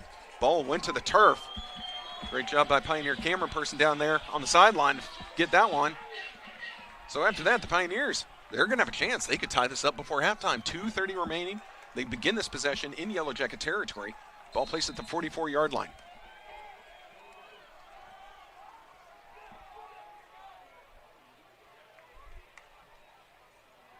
Quick throw left side, out of the reach of the intended target. But that was a heads-up play. This was Carter. And just to avoid it maybe being potentially thought of as a fumble or a backwards pass, he falls on it anyway. So incomplete though, 2nd and 10.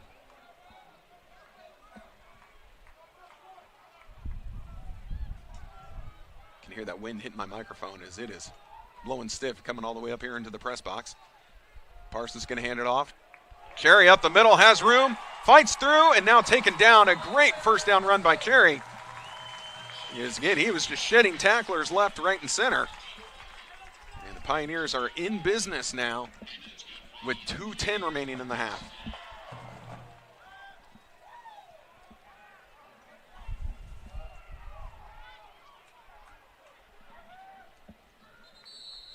Ooh, whistle blown. What's happening here? Somebody want to talk this over? Timeout. I'm going to assume MNU, even though we couldn't hear it and he didn't point. But a timeout called. You no clue who called this. Come on. I don't think the box up here knows either. That's probably why nothing's being moved on the scoreboard. It still shows the Pioneers with 3 and Graceland with 1. But if Graceland called it, that'd be the last. Oh, you know what? It's 2-minute warning. How about that? It helps when I can actually see the scoreboard. So 2-minute warning. That was the call.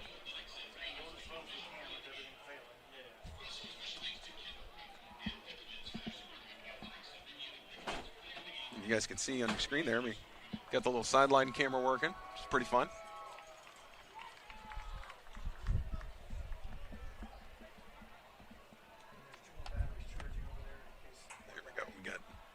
We got batteries charging up here. Yeah, we're ready. We're getting ready for second half action.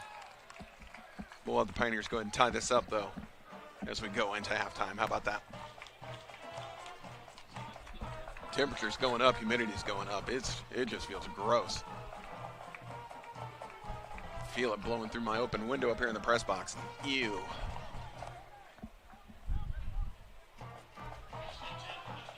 All right, here we go. 1st and 10. Pioneers, again, trying to tie this up before the half.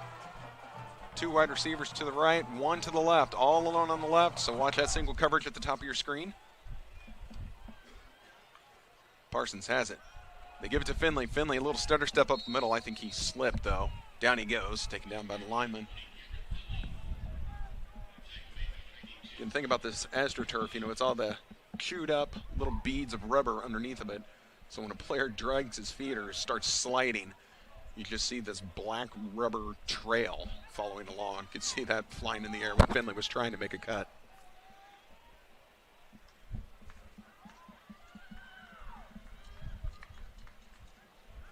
Parsons goes out. Boy, it took the ball a long time to get there. Rogers able to make one miss, though. He's at the first down marker. They had Rogers for little to no gain. He's able to shed his tackler. Moves forward, goes out of bounds 1 yard past the first down marker, so fresh set of downs for the Pioneers. 1:17 remaining. They went out of bounds, so the clock stops. Parsons has it, looks left. Gets it to Finley, who is out in the flat, and he is taken out of bounds. Clock stops. Gain of 6 to 7 on that play. The Pioneers offense looking good, trying to put on points before the end of the quarter.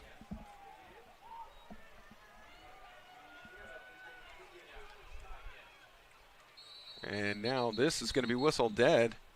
Timeout called by Graceland. See the official at the top of your screen. He came bolting in, arms waving, whistle blowing. So he either saw something or it was a timeout called by the bench. So the bench calls that timeout. That's going to be the last one for Graceland.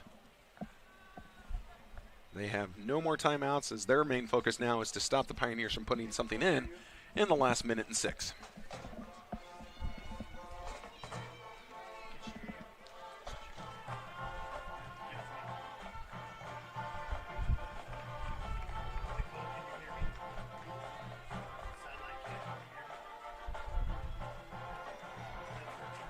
So this drive working out well for the Pioneers so far. In Finley with that last 6-yard rush. That's where we're going right now. The Pioneers threatening.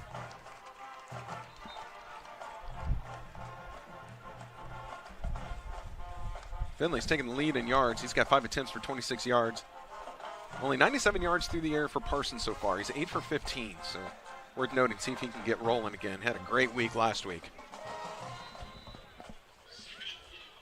Finley remains in the backfield. And now they're going to give it to Finley. Finley works left. He's got room. One man to beat who was able to push him out of bounds.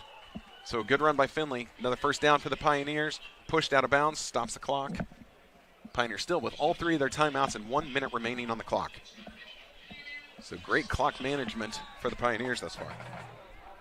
You know what? I need to actually refresh my stats. So ignore the Parsons stats there that I just gave you for a moment.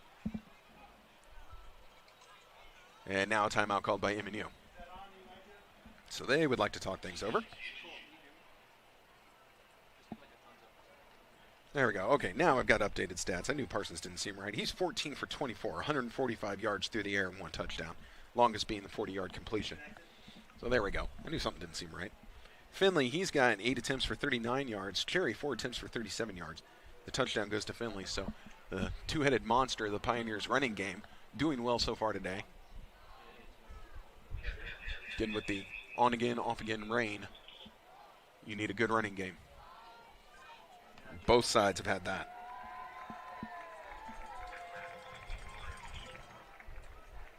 Rushing on the other side, 14 for 83. That's McGlory, so he's also having himself a good day.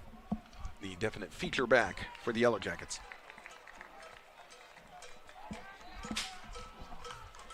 All right, the Pioneer offense heading back onto the field. Rogers is at the top of your screen. Finley remains in the backfield with Parsons. And then Himes is at the bottom. Himes is a big body receiver, so another one to keep track of.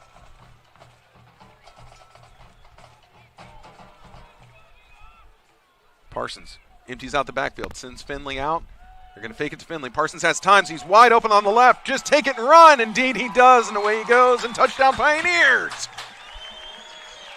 Parsons froze the defense with just a little shoulder fake on the throw, and they just froze stiff, and he's able to take it left side into the end zone for a Pioneer touchdown. They're an extra point away from tying this game up before halftime.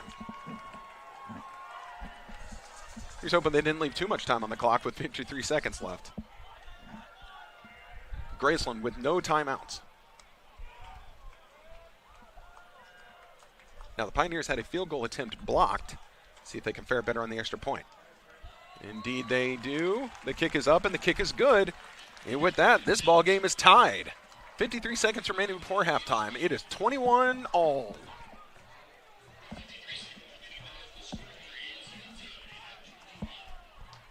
So now the Pioneers will be kicking off. Now they'll be kicking into this wind. Again, they got to kick into this wind one more time, at least for this quarter. You don't want to give anything too returnable. Maybe just a little squib kick along the middle. See what they decide to go with.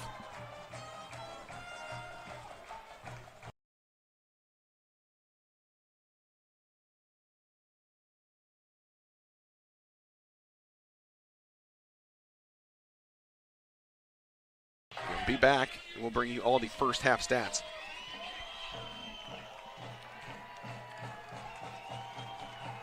I don't know if the commercial's playing, but we're kicking. So there we go, a little tip. It was actually missed by 2 people. Now the return man just falls over at the 30-yard line. So that is where things will pick up for Graceland. Again, with 50 seconds remaining. Let's see if they want to just maybe kneel this down and get to the locker room, or if they're actually going to try and put something up here in this last minute. Honestly, with the offense they've had so far today, I would say run your offense. See what you can do. They had the wind at their back, so the field goal kicker might be over there licking his chops. Just get me on our side of the 50. I'll put a boot in it. All right, well, definitely not kneeling down by any stretch of the imagination. Pioneer safety is pretty deep. And here's a handoff up the middle. Ooh, boy. This is a good run. Taken down, though, short of the first down marker. There was a lot of north-south happening by McGlory, but once he turned east-west, the Pioneers were able to take him down. So, and the clock continues to tick because that was a run play. Didn't get out of bounds, kept in bounds by the Pioneers. So Ross has it, dropping back, looking, rolling to his right. Still rolling. Someone's going to have to come get him. He kind of checks up, now throws it up the field. What is the call by the officials here? Incomplete. The intended target was out of bounds, so that will stop the clock here on this 2nd and 10. 27 seconds remaining. Pioneers just need some kind of a stop here. Don't want to give up any points in these last 27 seconds. Pioneers were down 21-7. They've come back with 2 unanswered, tie this game up. The fumble on the return really changed the momentum towards the Pioneers. Ross throwing over the middle. Short hops his man, so incomplete pass. 3rd and 10, 23 seconds remaining.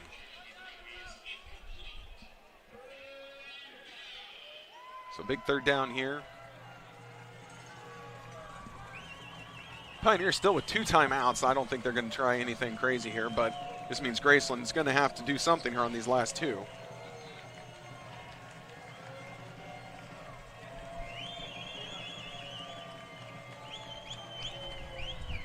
Ross looks to his sideline. He's going to have 3 receivers to his right, 1 to his left. Big body receiver here, near side of your screen. One-on-one coverage. Safety's going to have to come over and help. That is a tall man playing wide receiver down there. And they're looking at him. Now going over the middle. And off the outstretched fingertips of the intended target, Monroe not able to collect. That's going to bring up 4th and 10, 18 seconds remaining. And the offense remains on the field. Trying to think, I don't think Graceland has punted today. I wonder if they don't carry a punter. Well, let's see. I see Parker Kerf listed as kicker punter, but they are not bringing him on this 4th and 10.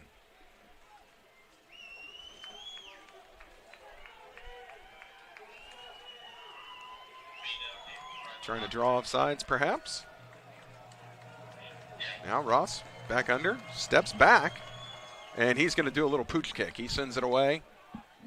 Yeah, not a bad call. That's going to check up nicely. And that's going to that's going to roll down to the nothing yard line. So wow, what a great kick. With 4 seconds remaining, the Pioneers are going to have to run a play. There's not enough room to kneel down. So I don't know if maybe you just get Parsons in there to keep it and just fall forward. Remember, Graceland cannot stop the clock. But the Pioneers are going to have to do one thing and cannot afford to lose an inch.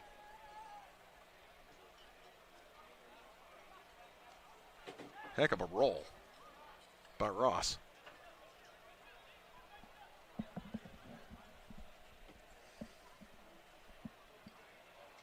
And Pioneers offense heads out there, getting the balls almost touching their own goal line.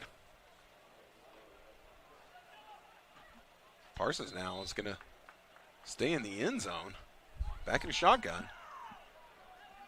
Pioneers look like they have their max protection there, but this is interesting. Going to get up the middle and able to fall forward, and that's going to do it for the half. So, okay. After all that, just took one play. That is going to end the first half of action with Finley's carry. And we're all tied up at 21 apiece. So, like I said, we're going to set the clock for 20 minutes. Go refill your beverage, order a pizza, and then we will be back in probably 17 minutes to bring you all the first half stats before we start second half action. So we'll see you in 20 minutes, folks. Welcome to the Heart of America Athletic Conference, where innovation meets tradition. Here, growth is not just measured in victories, but in the development of character and sportsmanship. Our student athletes compete at a championship level, pushing their limits every day. The Heart is committed to an uncommon student-athlete experience that features some of the premier athletic programs in the NAIA. Our commitment to excellence goes beyond athletics, establishing a community of support and mentorship. But what truly sets us apart is the heart with which we play. Join us and experience the passion, the drive, and the spirit of champions. That passion and commitment extends off the playing field and into graduation. The Heart of America Athletic Conference, champions in competition, leaders in life.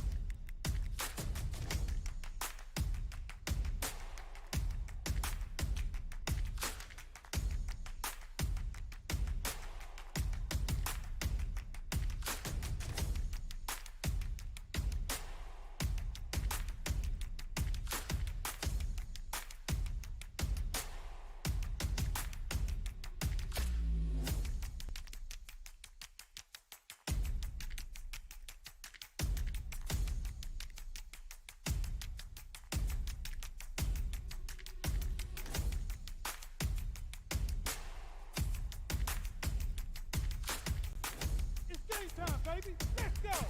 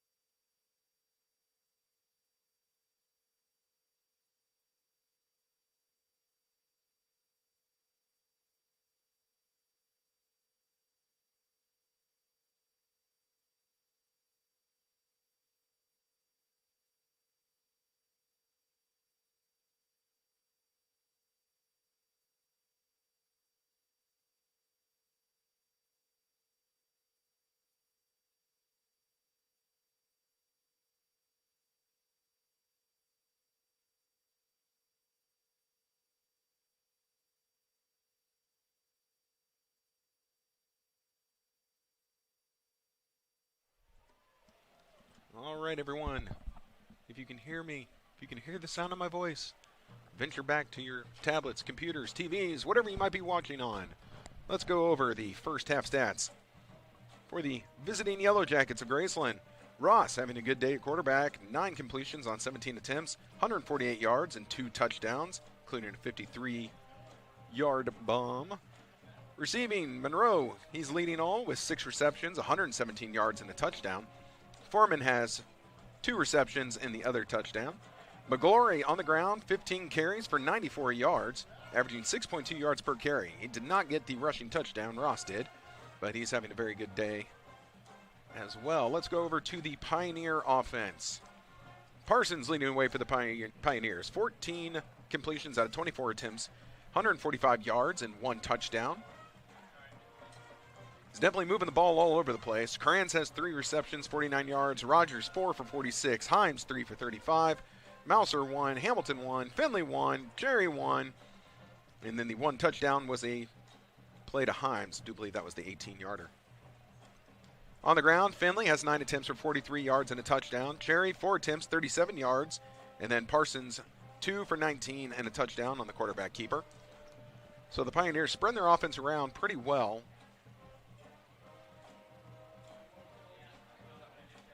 And same can be said, though, for Graceland. They definitely have their three-headed monster, though. It is Ross, Monroe, and McGlory. Getting receiving yards, there's only 3 people with receptions recorded for Graceland. Under a minute remaining before the end of halftime. The Pioneers will start by getting the ball. The clouds are moving away. We have nothing but sunshine right now. Blue skies aplenty. However, we do know that can change. It is just that kind of a day. We've been prepared for storms for this whole weekend. So they rolled through this morning. There's more coming in later today. And then tomorrow's supposed to be a complete washout. Yeah, gotta love that.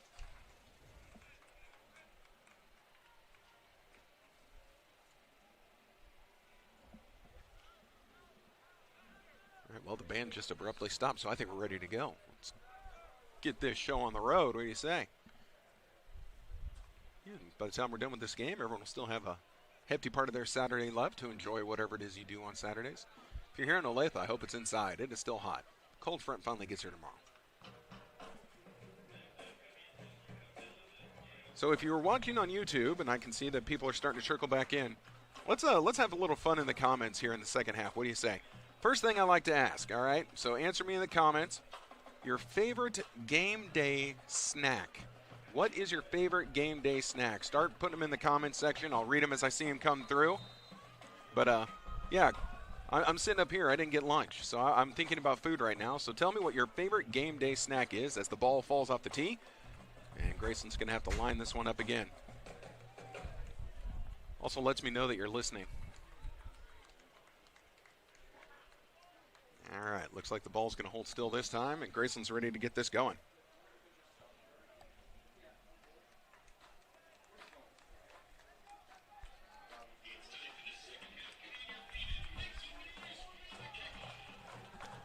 All right, good kick. Again, wind at their back for this quarter. And that sails into the end zone. Away it goes.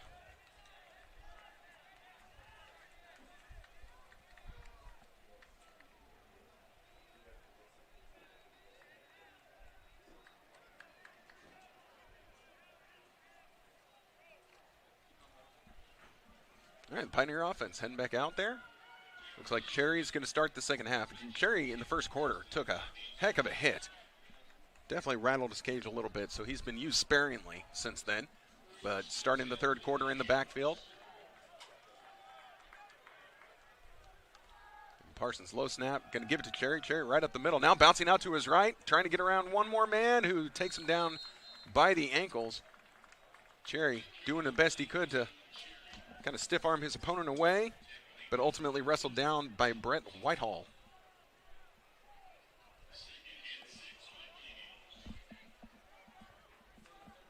Boy, Pioneers are going to up the tempo a little bit. Cherry trying to take it off the right side. Snipped out by the defense. Tackled to the ground by Matthew Elliott, the linebacker. And the Pioneers were definitely trying to sneak in there.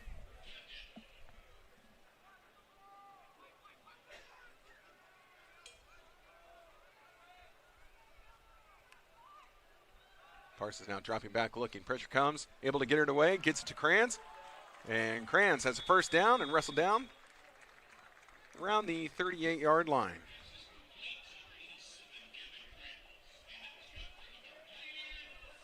Ooh, Rotel dip. Yep, definitely in on that.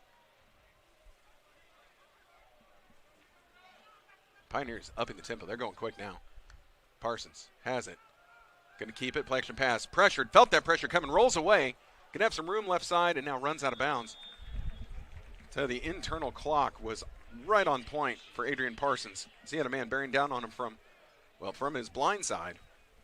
Couldn't see him, but definitely felt that pressure. Was able to roll away and come up with some positive yards. Second down and I believe 6 coming up for the Pioneer offense. All right, 7. Fine. Be like that.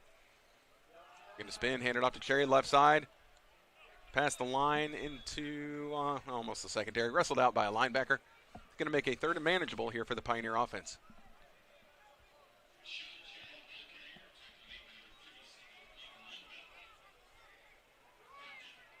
Cherry's going to come off the field. Finley on.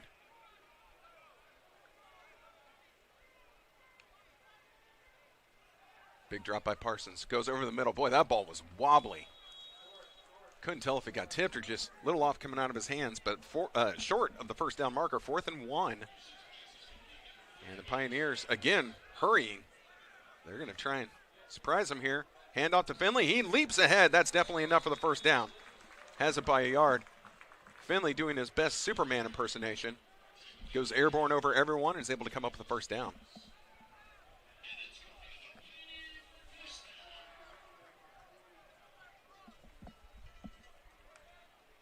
Blitz comes. Pioneers pick it up. Finley's going to have room right side. He's moving. Oh, boy. Absorbed a hit. Was almost able to bounce off, but I think as he landed, he got tripped. And now a yellow jacket down. And so the officials are going to come check him out. Well, he is down and not moving. There we go. Now he sits up. I think he just needed a moment. Trainers come out, and he's going to leave the field. This being the aforementioned Matthew Elliott. He's going to come off. And must have gotten his bell rung. Came up a little wobbly. All right, well, after that quick stop, 2nd and 1 coming up for the Pioneer offense.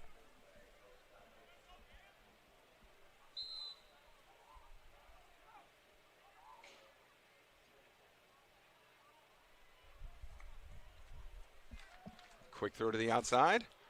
Has a man and got a little too cute there. Kind of delayed himself from going forward. So not much of a gain. This was Mouser. But it is enough for a first, so we'll take it.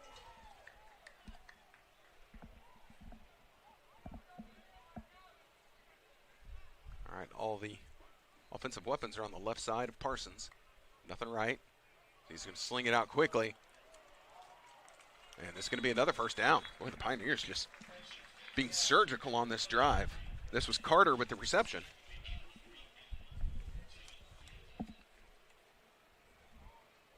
Now for the first time, Pioneers slowing the pace, but only by a hair. Finley checking into the game. Quick throw right side. Woo, boy, a little behind the receiver. And off the outstretched fingertips. This was Hamilton. And he just wasn't able to secure it. Again, ball behind him. That was going to be a difficult catch.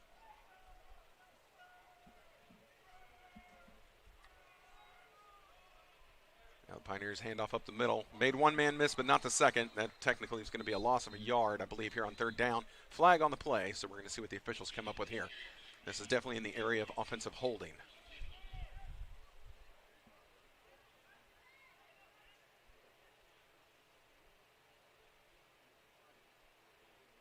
Yep, holding on the Pioneers.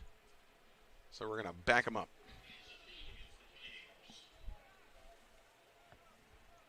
See, somebody asked where the women's soccer stream is. I'm going, not for certain. I'll just point you in the direction MNUsports.com.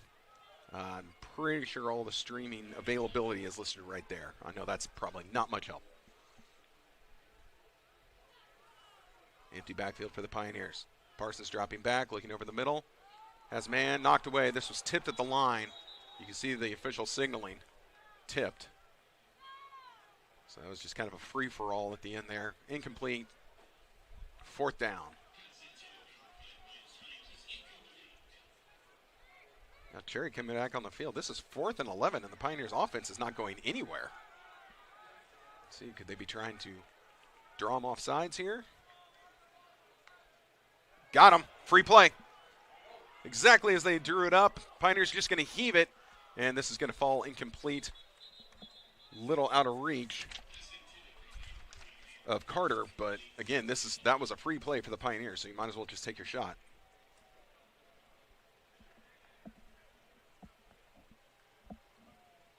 Yep, offsides on the defense. So still 4th down, but the Pioneers will get a little closer. Now let's see what they decide to do here. Offense staying firmly on the field. They're not going anywhere.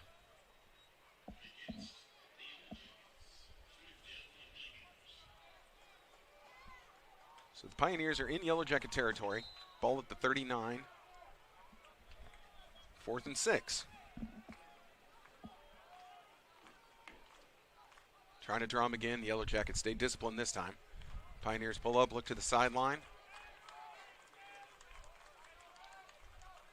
Cherry in motion out of the backfield. Blitz coming. Parsons throws, has a man, 1st down to Rogers. Rogers at the 10, Rogers at the 5. Great job on the outside with the block. Touchdown, Pioneers. Rogers with the completion over the middle. Himes with the block and a touchdown for MNU. So the 4th down gamble pays off big time for the Pioneers as they are now able to take their first lead of the day. It's 27-21 pending the extra point.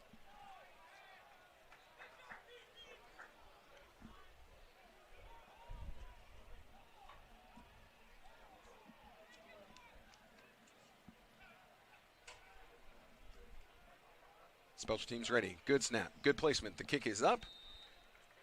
And the kick is good. So, with 10:34 remaining in the 3rd quarter, the Pioneers take their first lead. It is now 28-21. As they are able to march right down the field after the second half kickoff and put in a touchdown.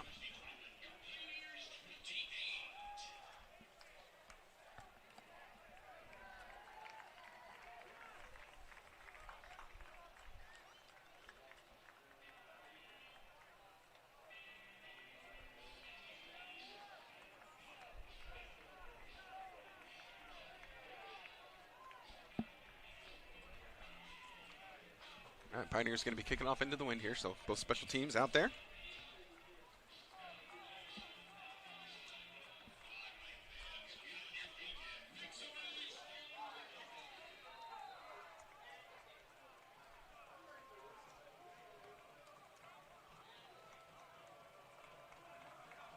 And there's the kick, gets up in that wind.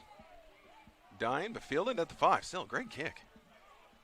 Now trying to get to the left. A little bit of a lane here, and now pushed out of bounds. A lot of east-west action happening right there by the return man, but the Pioneers able to take McDougal and force him out, limiting the damage.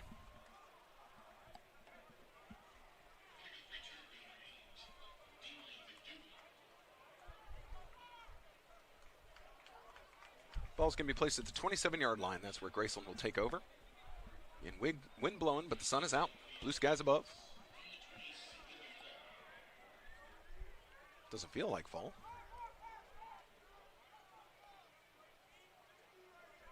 Ross is going to have 3 receivers to his right, running back in the backfield with him. Then single coverage, bottom of your screen. And they're going to hand it off up the middle. Trying to bounce outside. Yeah, taken down by some Pioneers. Minimal gain on that 1st down carry. And over on the far side, receiver just went down, non-contact injury. This is Foreman. Foreman just went down. I wonder if maybe he's cramping up, as it is very hot and humid out there. But the Pioneer defender was the one alerting the medical staff to his issue. Yeah, I think that's a cramp. So he's going to gingerly exit the playing field.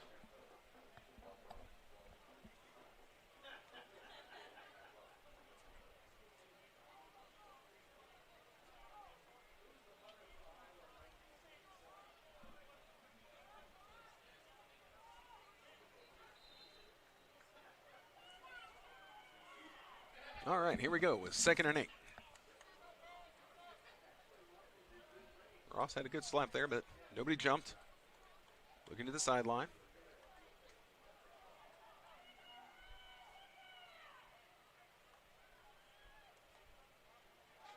Oh, the snap was a little slow getting back to him, but he's going to be able to recover. Rolling right, throws on the run, has a man wide open, just got lost underneath the defense. And so a first down completion and some extra yardage to Rivers Rodriguez. Again, he just found that soft spot in the zone. Was able to catch and run, so first down Graceland. Kid Dickerson credited with the tackle.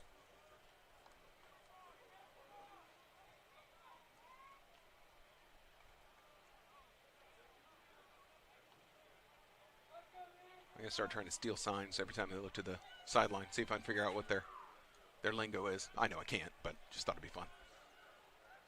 Man in motion now reverses course, goes back. Handoff, tried to go up the middle, now bouncing outside to the right, found a little bit of space. Good first down carry, able to get halfway to the first down mark.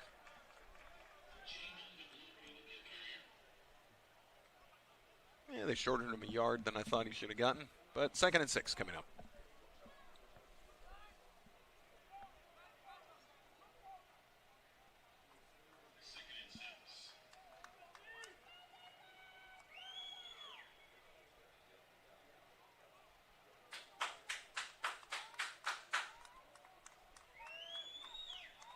No hurry being shown by the Yellow Jacket offense. Late in their play clock, now they snap. Ross dropping back, looks right, throws right, short hops. So incomplete pass, just short hopped his intended target. Going to bring up 3rd and 6. Ball's on the 48-yard line, so Graceland just barely into Pioneer territory.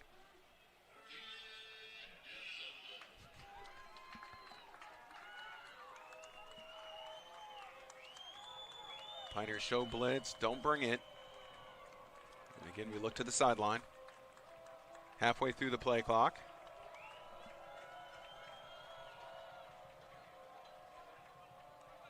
Ross takes it. Pioneers don't bring any extra heat. Ooh, has a man right at the first down marker. The Pioneers, again, letting Monroe just have some space.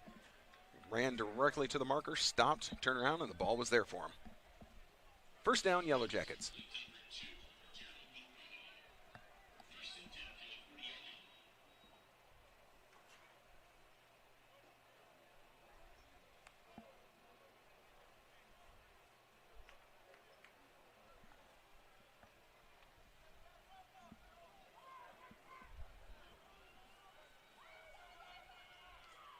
Ross has it. They're going to hand it off right up the middle. Defensive line able to knock this one down, though, for minimal gain. I think he'll have fallen forward for a gain of 3 yards on that play.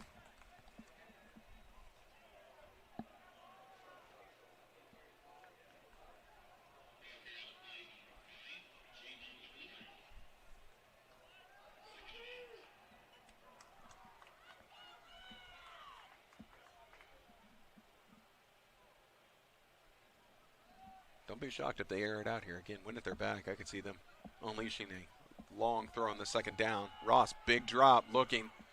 Now he rolls out to the right, got pressured out of the pocket. He's going to keep it himself. And now is mildly inconvenienced out of bounds. You can call it a hit, wouldn't even call it a push. Just kind of spun in that general direction. Bringing up 3rd down. I think they're going to credit him with a yard on that play. 3rd and 7.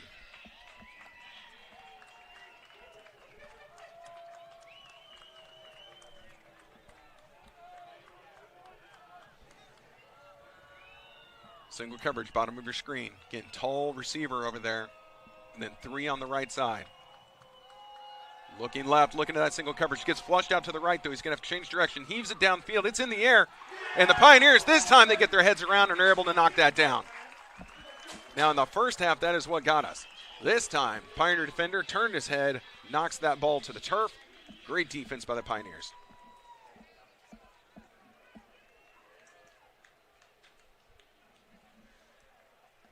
But we're going quickly here on 4th down, 4th and 7, and the Pioneers are trying to change personnel.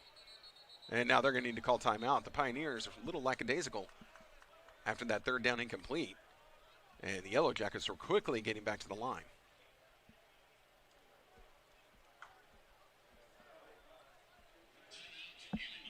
So the Pioneers have to use a timeout, their first of the second half. And this 4th and 7 from the 37-yard line. Again, at the present moment, it looks like the Yellow Jackets are going to go for it. Their only punt was their quarterback taking a snap and just getting a little pooch punt. So we'll see if they're going to look for something like that again, or if they're actually going to try and get the yards. Again, 7 is all they need for this first down.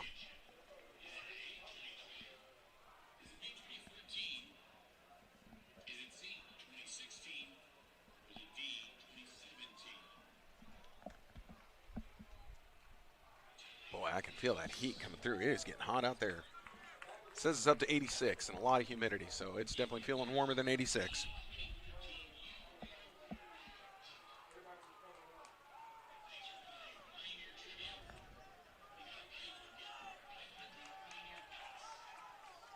All right, the sideline of the Pioneers trying to get both their fans and their defense fired up here on this 4th and 7. Trying to get the crowd going.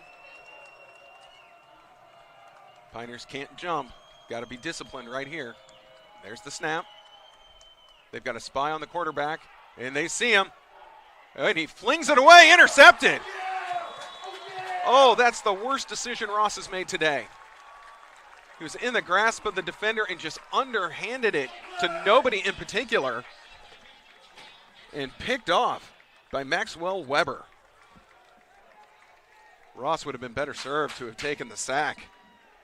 Well, you know what? Maybe not. It was 4th down, so he might have saved his team a couple yards now that I think about it. But still, it's a pretty gnarly interception on your record. Either which way, whether it be 4th down or interception, it is Pioneer ball. Pioneers with the ball and the lead, 28-21, 6:21 remaining third quarter. Now, as long as the Pioneers don't have matching turnovers. Here's a run up the middle. Bouncing to the outside is Finley. Finley makes a man miss, gets hit hard. Holds on to the ball. He's going to be down about a yard short of the first down marker. But that was a good play by Finley. Pioneers probably don't need to air it out too much if they want to take some time off the clock. We know the Yellow Jackets can put together some long drives. See if the Pioneers can do the same. Oh, Finley gets through to the next level, taken down. First down. The chains and clock keep moving.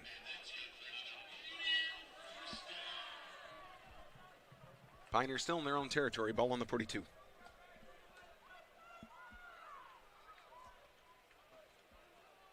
Tight end goes in motion for the Pioneers.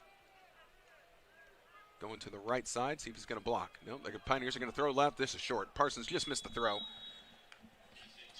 Out of reach of Carter.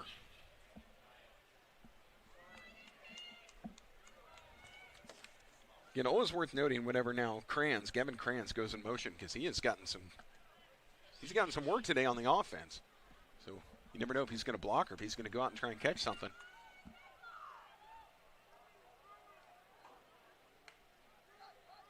Parsons, hard count.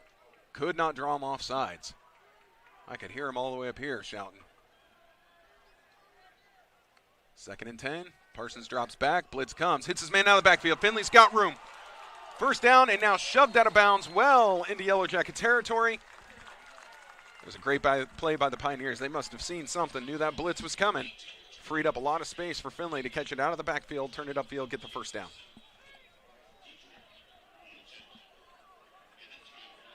Pioneers now have 3 people on their sideline calling out plays. Parsons ready. Quick snap, hands it off, right side. Cherry just going in the middle, looking for contact, and takes 2 hits and still falls forward. So Cherry just absorbing contact to keep moving that ball. Already halfway to the first down mark, 2nd and 5. Pioneers, I think, are onto something with this up-tempo offense. Oh, Parsons rolls, hits Cherry out of the backfield. So Parsons, I think, got a little lost when he spun there. If he could have seen clearly his left side wide open, he would have run for days, but didn't quite see it. Instead, flings it forward to Cherry, though. Cherry gets it to a 3rd and 1. 3rd and 1 for the Pioneer offense right now. They're going to give to Cherry. Cherry right up the gut. He's got the first down. No problem.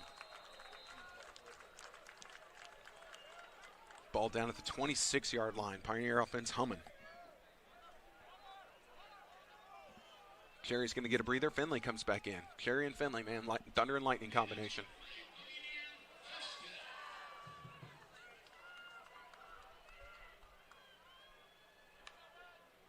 Oh! Nothing called. Oh, boy, I really thought that'd be a false start on Finley. The defense wanted it. On the hard snap, Finley took a step forward. Again, I guess we'll just say he was going in motion by a yard. Fake it to Finley, fling it out wide, and down he goes. That pass was completed to Hamilton. Hamilton trying to get under the initial tackle, got too low. Finley eventually goes down. But the Pioneers still moving. Able to come up with 5 on that. Finley goes out of the backfield, makes a man miss at the first down marker, able to get a yard or 2 past it. Finley caught the ball coming out of the backfield, bobbled just a hair, but able to secure, turn forward, and come up with positive yardage.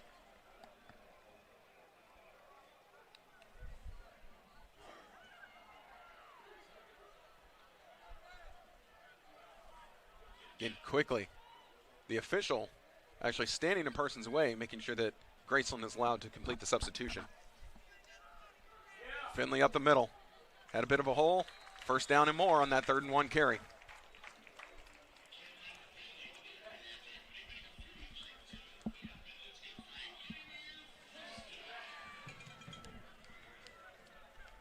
First down, ball at the 13-yard line.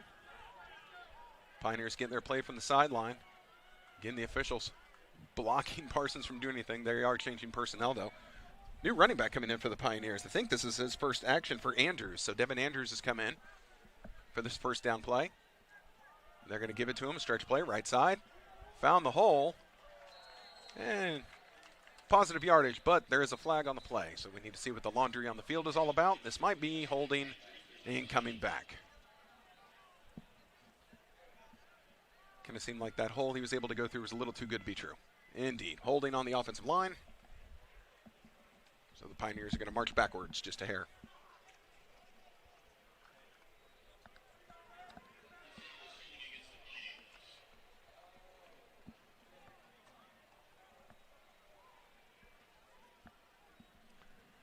So it remains first down. 1st and 20, though, for the Pioneers. Holding is bad.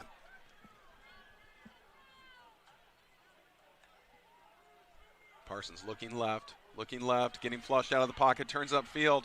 He's going to run it himself, makes one man miss, now slides down. Well, I'd say more tumbles over, but able to get a lot of that back. This is going to bring up a 3rd and I believe 8 situation. No, I'm sorry, 2nd. 2nd and 9 is what it's called.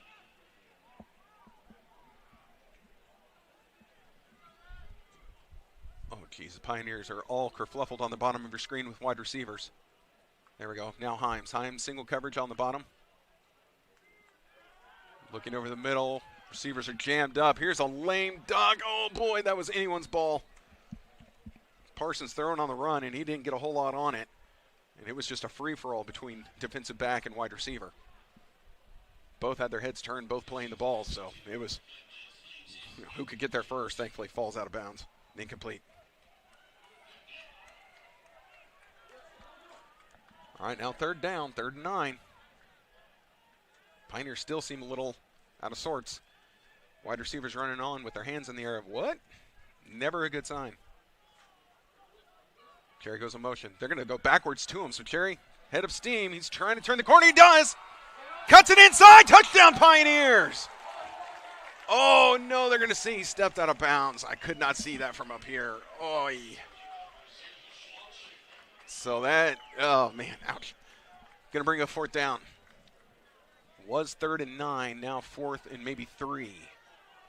And I do believe the field goal unit's going to come on for the Pioneers.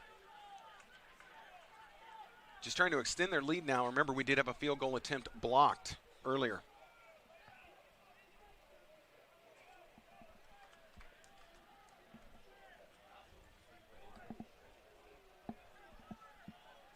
All right, here we go. Like I said, one block earlier. Let's see if the Pioneers can shore this up.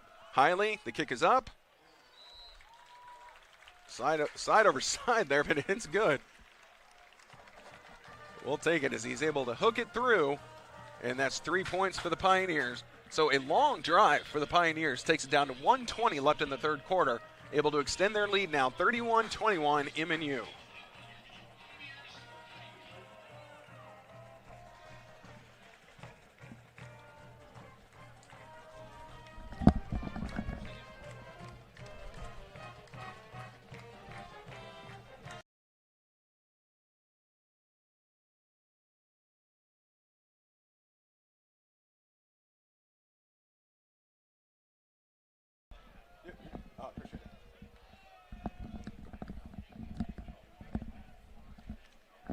All right, we are ready to go.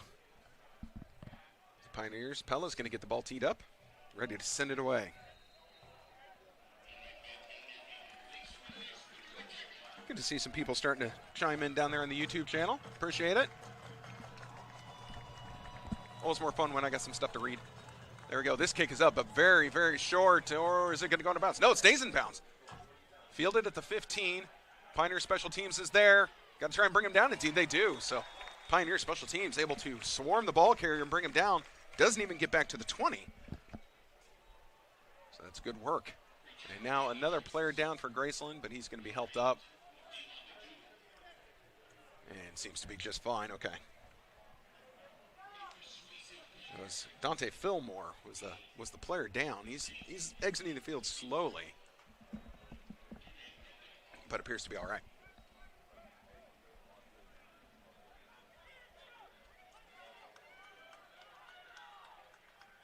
Here we go, Ross. Two wide receivers each side, but he's going to hand it off up the middle. Now trying to angle to his right. Taken down for about a 3-yard gain is McGlory. So again, with a 10-point lead for the Pioneers, we're going to see if Graceland starts to up their tempo a little bit. The Pioneers sure did in that third quarter. They picked up their pace. Graceland, though, so far, nope. The fake snap. Look to the sideline, has their play. Back under center. Yep, same pace. Another run up the middle. Room taken down before the first down marker. So McGlory busted through, but the linebackers for the Pioneers were able to knock him down. But they are going to move the chains. He was right at the first down marker, and they give it to him.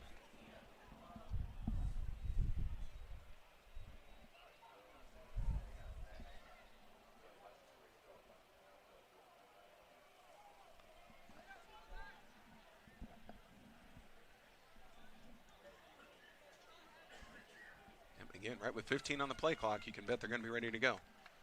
Play action pass. Throws it right side, and knocked out of bounds. Got a lot of tap dancing along the sideline. We'll see what they actually mark him out at. I think they gave him 4 yards on that. Bringing up 2nd and 6.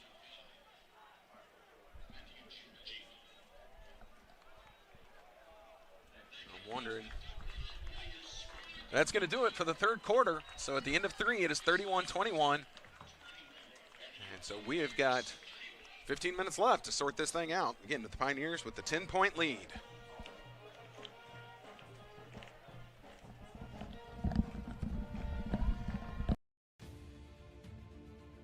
Welcome to the Heart of America Athletic Conference, where innovation meets tradition. Here, growth is not just measured in victories, but in the development of character and sportsmanship. Our student athletes compete at a championship level, pushing their limits every day. The Heart is committed to an uncommon student-athlete experience that features some of the premier athletic programs in the NAIA. Our commitment to excellence goes beyond athletics, establishing a community of support and mentorship. But what truly sets us apart is the heart with which we play. Join us and experience the passion, the drive, and the spirit of champions. That passion and commitment extends off the playing field and into graduation. The Heart of America Athletic Conference, champions in competition, leaders in life. Order.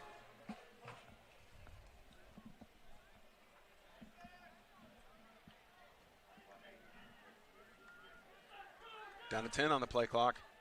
Yellow Jackets still running their offense, their pace. Play action pass.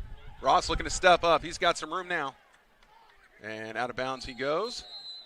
See what the gain here is going to be. Enough to move the chains.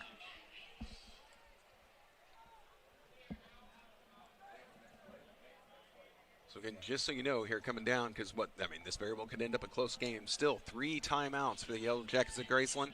Pioneers had to burn one early in the third quarter, so they're down to 2. Telling you now in case it's important later. 3 receivers to the left side of the quarterback in his running back in the backfield with him. Just one single coverage, that very tall receiver on the right. They have not taken advantage of that yet. Now they're going to sling it to the wide receiver out of the backfield. Again, that was Monroe. Monroe, when the ball was snapped, just didn't go anywhere, didn't even take a step forward waiting for that pass. But it comes up with positive yards, and the yards after the catch. Bringing up 2nd and 3.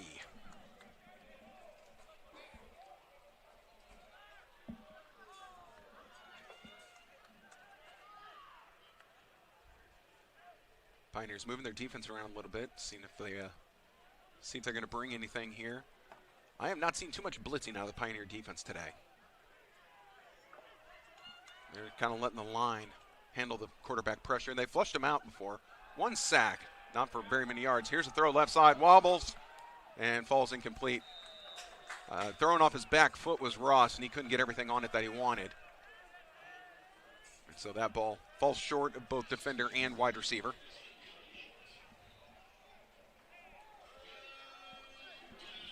Might as well take a shot on 2nd and 3. Brings up 3rd and 3.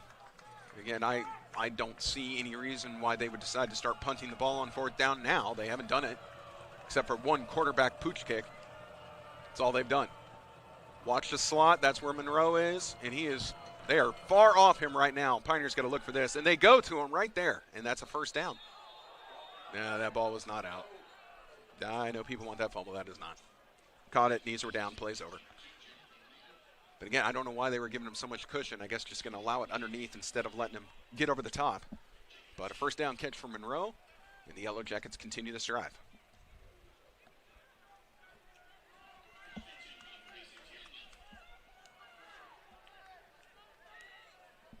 They still have not gone to their gigantic receiver. I'm sorry, but Aaron Bullock is a tall person. We'll just throw it high to him.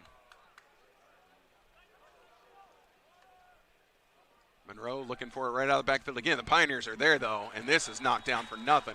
Again, even I saw that play coming, and I'm way up here. So, yeah, as soon as that ball was snapped, Monroe didn't even take a step forward, so you know they're going to try and fling it outside to him. Now Ross goes over to have a word with him. Interesting.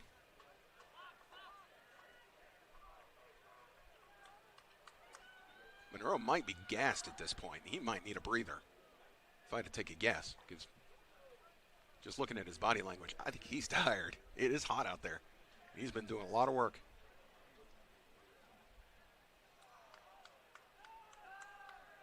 Play action pass, pump fake, pressure comes, thrown away, and down it goes. I don't see any reason why anyone's going to think this would be intentional grounding. I certainly don't, so nobody looking for it. Good. Going to bring up 3rd and 11. No reason to think there's going to be a punt coming up anywhere, so at least 2 more downs for Graceland if they don't pick it up here. Pioneer defense is starting to just get a little bit more pressure on Ross, and I know they're keeping the spy on him now. We've seen what he can do with his feet, so I think the Pioneers are desperately trying to prevent him from getting outside the pocket and rolling out. Pioneer defense stays disciplined, didn't jump. And now I think Graceland's going to call a timeout. Indeed, Graceland uses their first timeout of the half. They want to talk things over on this big 3rd and 11.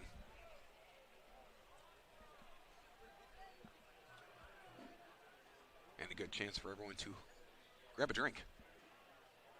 Like I said, it's hot.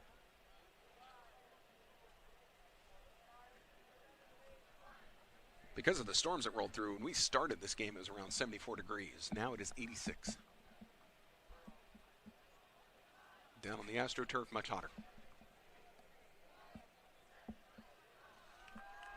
So for those watching on YouTube, if you want to have another little bit of fun in the comment section. Why don't you tell us where you're watching from and who you're rooting for? Are you a Pioneer fan in Oregon? Are you a Graceland fan in Florida? Where are you watching from and who you're rooting for?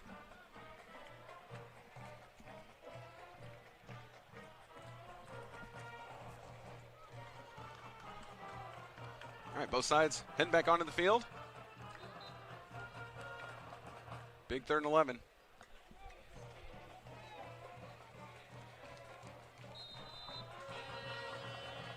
Two receivers to each side of the quarterback. McGlory remains in the backfield.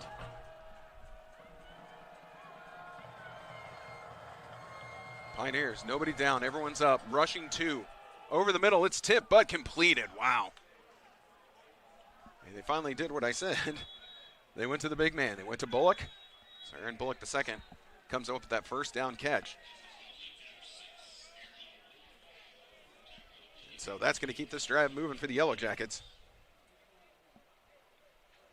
What do we have here? Wetumpka? I hope I'm saying that right. Wetumpka, Alabama. E.J. Rogers family. Thank you all very much for tuning in.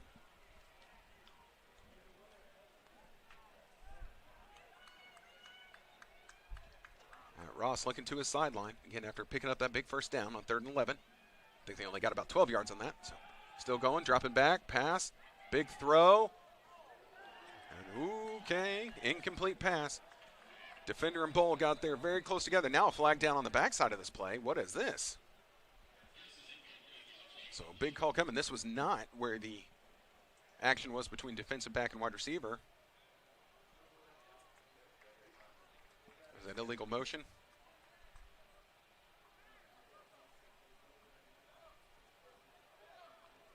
I think an illegal formation call. Penalties declined. Pioneers want to keep it at 2nd and 10. Not go with 1st and 15. Keep it 2nd and 10. That's what they have decided. There we go. We got a Pioneer fan in Florida. MNU fan in Overland Park. Fountain, Colorado.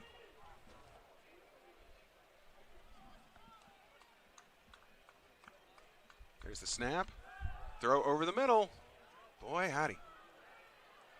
Not enough for the first just yet. Now down he goes. There's a lot of backwards motion there by Monroe. Monroe caught it and then started dancing kind of side to side. Actually ended up going backwards a little bit. So short of the first down, going to bring up 3rd down. But I tell you, when Monroe gets in that slot, they're going to him every time. The Pioneers are still playing way off of them. Worth watching right now. Now Monroe's all alone at the top of your screen. But there's 3 to the right, so you got to imagine one's going short for the first down. Nope, quarterback Ross is just going to keep it. And able to get out of bounds. Enough for the first down. Let's see. Wow, we've got some interesting places here. Waxahachie, Texas? Boy, I hope I'm saying that right. Now this plane is being blown dead. What's going on here? Officials want to talk things over. Got Alaska, St. Louis. Got fans watching all over. So the official, there was a flag down somewhere. What is the call? Unsportsmanlike, someone on MNU. And again, we're not going to have a number. But that's going to give 15 yards extra to the Yellow Jackets, who are now on the doorstep of the end zone. Don't know who, don't know why. Again, no field mic for the official today. But a big penalty on the Pioneers makes it 1st and goal, ball at the 10. Watch this. This is going to be the Ross show, I imagine.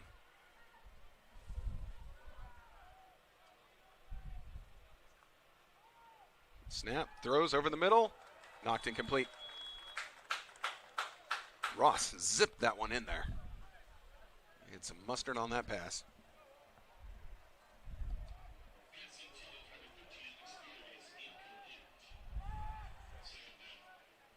See, we got Columbus, Ohio. A lot of St. Louis checking in. West Palm Beach. Ah, so heat and humidity. Not new to you.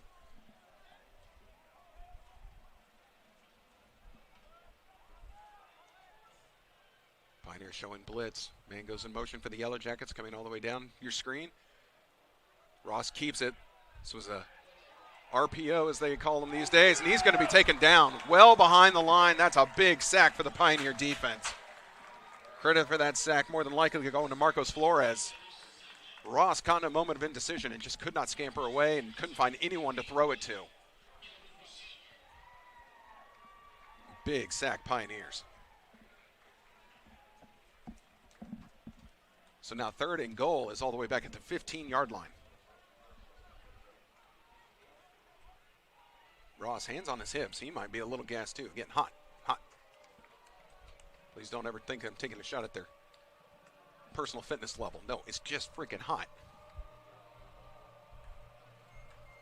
So I'm up here, not down there. Well, there's a lot of reasons. Pressure over the middle, and the ball falls incomplete. Credit to Ross. I gave credit to Parsons earlier. Credit to Ross. His clock went off in his head, and he knew he had to get rid of that ball, and he did, because that pressure was coming right down on him. Just couldn't find his target. He does have a man down. Who is this? This is one of the offensive linemen for Graceland, Isaiah Matthews, on the turf and receiving attention from the trainers. So both sides are going to head to their bench and get some hydration. See some Graceland fans from Roswell, California. Welcome, welcome. Got New York. What? People everywhere. Love it. New York. I'll be back there next November. Second time doing the New York Marathon. Love that city. Logan, Utah for Jacob Tech. There you go. Able to come off the field under his own power. So the Pioneer defense heading back onto the field. Yellow Jacket offense, again, second time that they've been close and gone backwards. Had those penalties earlier, those 2 back-to-back false starts. They really backed up their very promising drive. Now 4th and 15. Offense remains on the field, so big play for the Pioneer defense.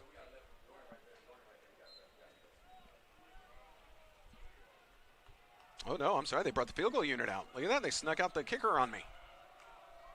Kick is down. Good placement. Up. Looks good from here. And the officials say is good. So good kick by the place kicker of Graceland. I show him. See, now he's listed as Jacob Collette. They have him as a safety. So I hope I'm giving credit where credit's due. I'm simply going by the roster that I was provided. But with that, we have 9:09 remaining. Just a 1 touchdown in extra point game. Pioneers 31, Graceland 24. These games have been close lately, so didn't expect anything different today. See, New Braunfels, Texas. Boy, I cannot get out names today. Sugarland, Texas. All right, a lot of Texas in the house now.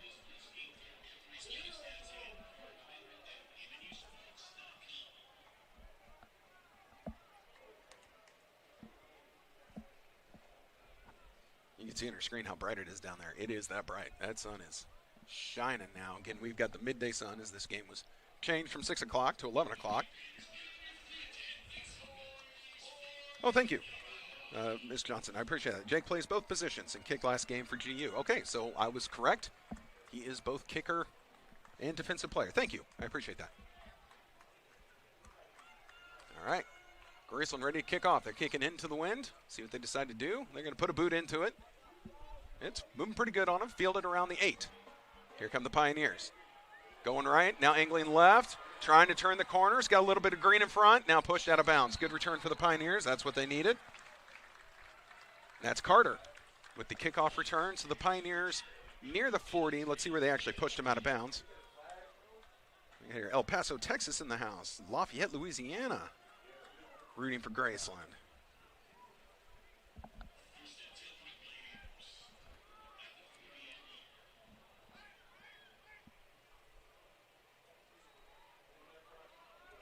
All right, the Pioneer offense, big drive here. Big drive, a quick 3 and out or a turnover could prove disastrous. Man in motion for the Pioneers. They're going to fake the toss to him. Now hit him out of the backfield. This is Carter again. He's got to make one man miss. Goes for the juke. Stiffs arm. Gets out of the way of one and then across the first down marker, across midfield. So great play by Carter. A lot of yards after catch on that one.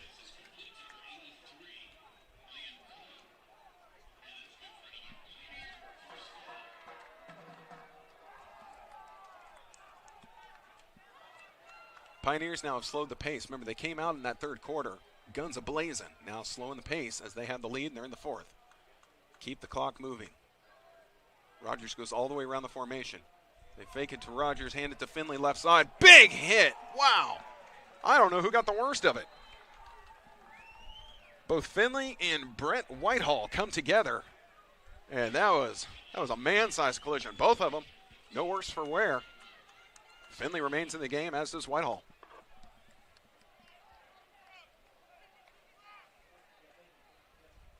We got Ridgeville, Washington in the house, and now whistle blown. Let's see what's happening here. Everyone looks to the head official. What's going on? Parsons now following the officials, trying to figure out what's going on. Was there a flag down? Official looks like he's about to make a call.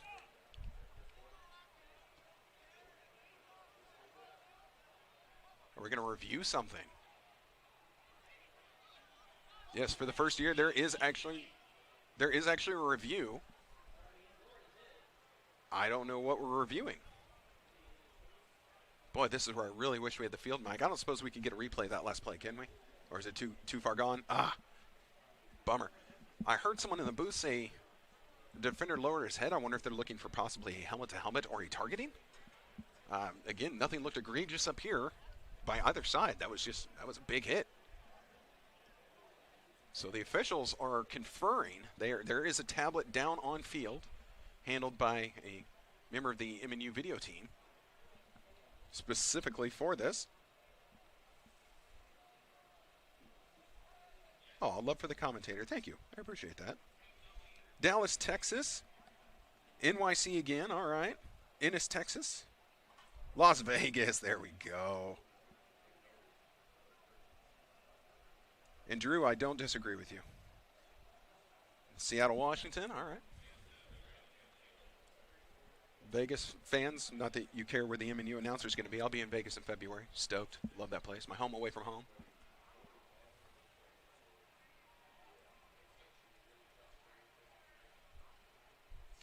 Okay, well, the review, as it was, is done. Head official's talking to another official. All right, I think this is nothing doing. He just indicated second down. So whatever they were reviewing, they did not find it, so nothing changes, nothing alters. We have 2nd and 3, ball at the 38-yard line.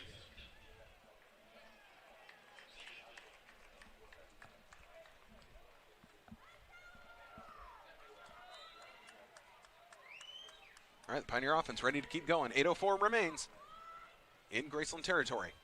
Carter in motion. All the way around. Parsons has it. Gives it to Finley. Finley turns the corner, moving left side, pushed out of bounds. Good run by Finley, first down. Pioneers keep it moving.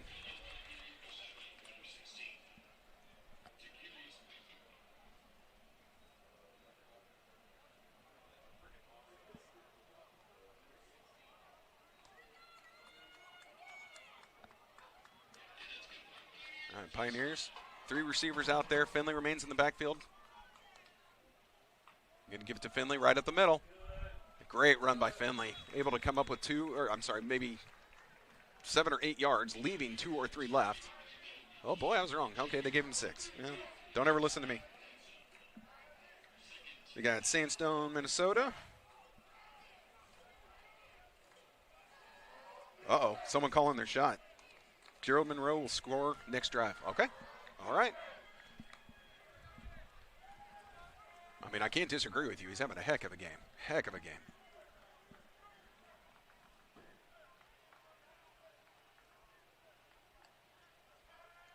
Parsons hands it off. Now we got Cherry in the game. Oh, and the ball's out, but I think Cherry might have landed on it. Cherry took a lick, but I think he'd spun right into it. No, actually, a lineman comes up with it.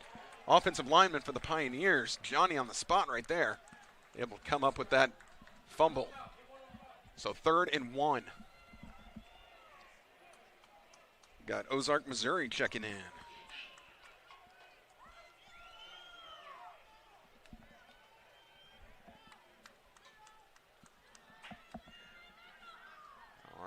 Pioneers here on 3rd and 1. Going to give it to Finley. He's got it. Lowers his shoulder, keeps those legs moving. He's definitely got enough for the first down and keeps it going.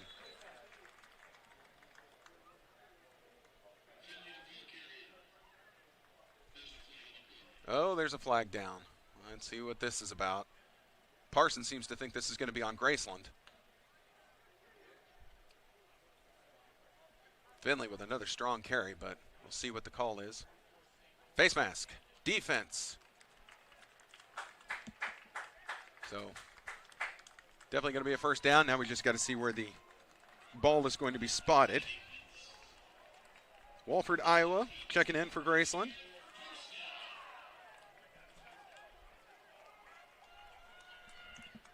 The Graceland faithful starting to get in the chat here. Again, just down by a touchdown. Clock running with 6:10 remaining. Man in motion for the Pioneers. Parsons fakes it to Cherry. He's in trouble. Parsons goes down. Sacked on the play. Let's see, who was that? I do believe that was Clayton Linville, the linebacker, on the blind side of Parsons. Parsons never saw him coming, wraps him up by the legs, takes him down for a sack. So again, that was 1st and goal. Now 2nd and goal from the 15-yard line. Big sack for the Yellow Jackets. Single coverage, both top and bottom of your screen for the Pioneers. Worth looking at. Parsons now is going to go over the middle. Has Rogers, and Rogers fights off his defender into the end zone. Touchdown, Pioneers. Parsons pass right into Rogers' arms, and again, he had to wrestle that away from a defender who also was able to get his hand in there. Rogers keeps moving forward into the end zone for 6.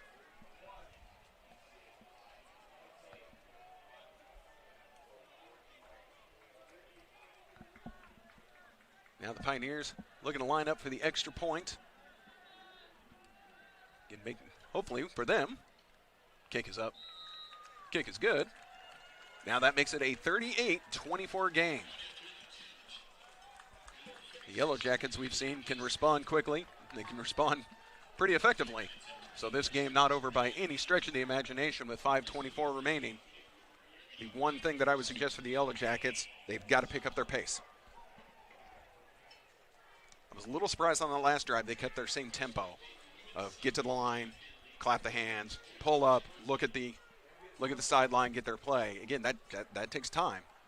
So I was surprised they kept that going, but I don't think they can keep that on this drive. We will see. We will see. Oh, we got some people leaving KC and heading back to Iowa. What, was it something I said? Jeez, you guys are leaving me already. Oh, we got Mom in Chicago. He's 6'6". Okay, thank you. I am glad you confirmed. I can tell from up here he is a tall person.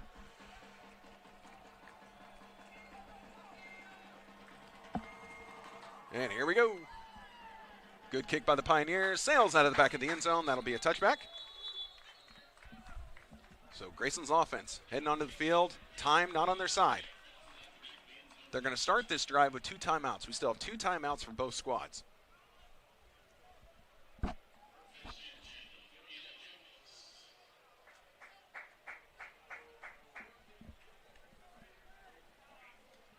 All right, here we go. Ball with 25. Again, we did have someone call their shot. Monroe is supposed to come up with a touchdown on this drive. You'll see Monroe wearing number 2, top of your screen.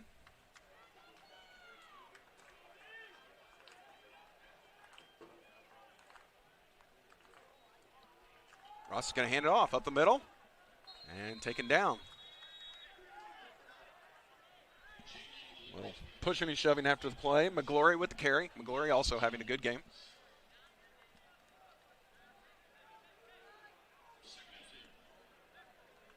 Second and 4.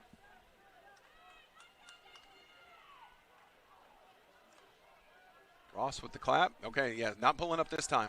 Play action pass. Going down the middle and knocked away.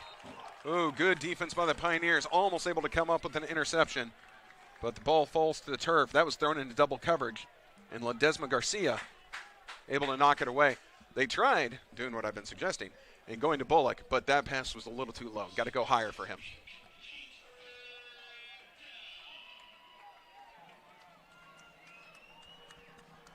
So 3rd down. Big play right here. 4 yards to go. We know Ross can scramble. He can run. He can keep the play alive. McGlory's going out of the backfield. They're going to throw. And, oh, boy, that was close. The catch was made by Monroe, but he danced enough to go behind the 1st down marker, but he was able to turn it forward. Now there's a lot of pushing and shoving out of after the play. Flags come out. So this could be beneficial to Graceland if MNU has done something silly, like a personal foul. So let's see what happens here. This could be huge, and I think this is going to be on the Pioneers. And that's going to be 15 extra yards for the Yellow Jackets. Referees conferring. And again, we won't have a number, but I can tell you who just came off the field very angry. Dead ball, personal foul, MNU.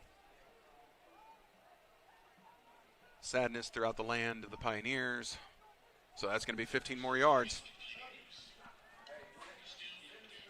And it was Prince Akatuma, the defensive lineman, who I think was called for that.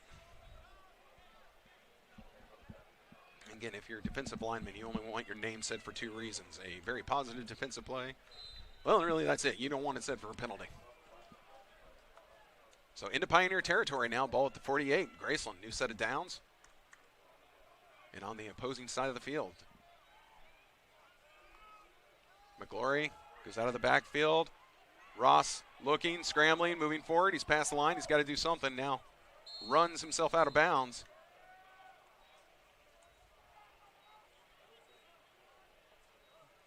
Ross, again, I don't have on here what year he is. He seems to be very savvy. So I'm going to venture a guess that probably a senior, maybe a junior. But he's not out there to take any unnecessary hits or risks. Has no problem running it out of bounds rather than trying to turn upfield and do something silly. Ross again drops back, looking left, comes back to the middle, looks left again, goes left, ball in the air forever, knocked away by the Pioneer defense. They were trying to get it to Monroe on this one, and I said on a play previous that it felt like the ball was in the air forever. Well, the ball was in the air even longer this time. And the Pioneer defense able to get underneath it and knock it away from Monroe.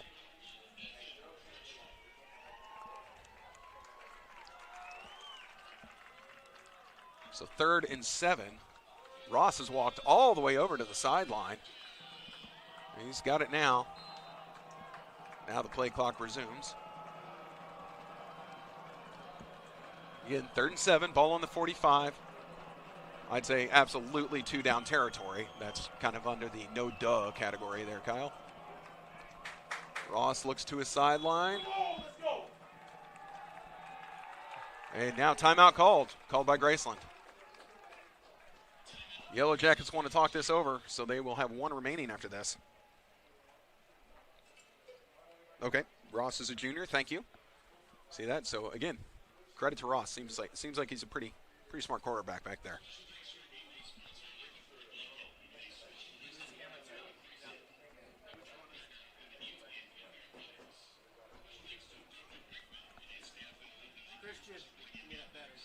All right, so like I said, 3:52 remaining, 3rd down, 7 yards. A big play here, but we know that 2 down territory for sure for Graceland. Is in they don't punt much anyway, so why not? Again, if you see anything flicker on the screen, we're changing out some camera batteries, so stick with us. Stick with us.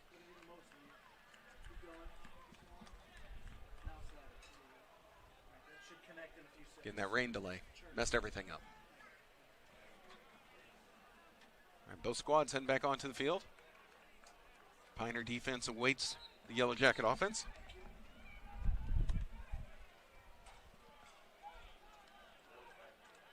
There you go, Ross and McGlory in the backfield. Got to keep an eye on Monroe, and he's on the bottom of your screen. Pioneers look like they're going to try and jam him at the line, but Monroe is the man you got to watch at the bottom of your screen. Ross has it, dropping back. Goes to Monroe. No, he doesn't. I'm sorry. I sit corrected as I'm sitting down. Able to get the 1st down. Looks like this was to Foreman. Foreman with the catch right at the 1st down marker, but enough to move the sticks.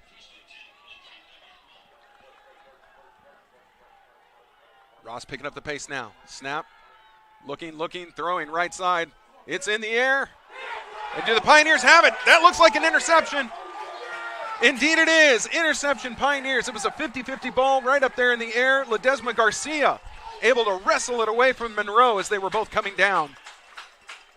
And Monroe remains on the turf as he came down hard with Ledesma Garcia. But a big turnover for the Pioneers, which just might put the cherry on top of this game. 3:26 remains in the fourth quarter. And now Monroe still being checked out down at the 8-yard line.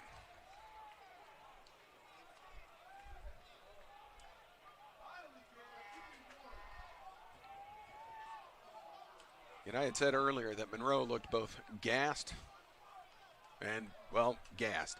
So you got to wonder if maybe this just was kind of fished him off. Might have gotten his bell rung when he came down. He had Ledesma Garcia on top of him when they landed. Now the head coach is going to come check things out as the training staff is out there with him.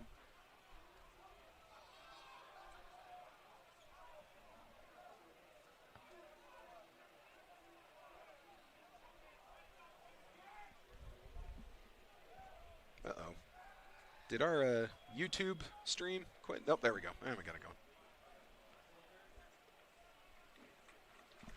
There we go. Monroe's on his feet. He's going to leave the field under his own power.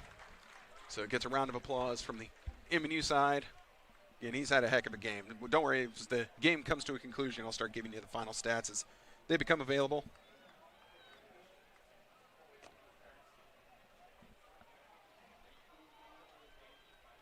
So the Pioneers, the work is not done. They have had the ball at the 10-yard line. They have to kill off 3:26 of this game.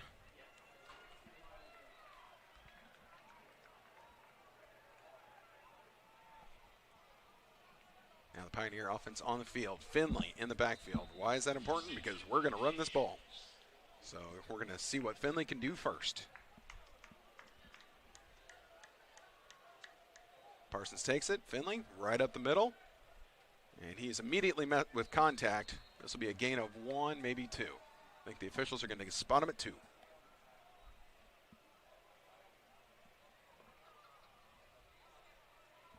The Pioneers be keeping a close eye on the play clock, as you don't want to be snapping this until you are very late in it.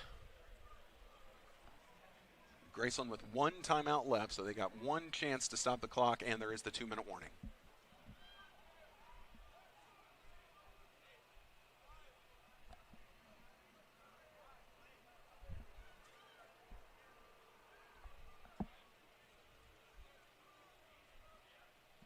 Down to 2 on the play clock. 1. There's the snap. Pioneers played that one perfect. Now Finley able to get around the corner on the left side, wrestled down, stays in bounds, did not go out of bounds. And that's going to bring up 3rd and 1. So big 3rd down carry coming up for the Pioneers. Finley was smart. He wasn't going to run out of bounds.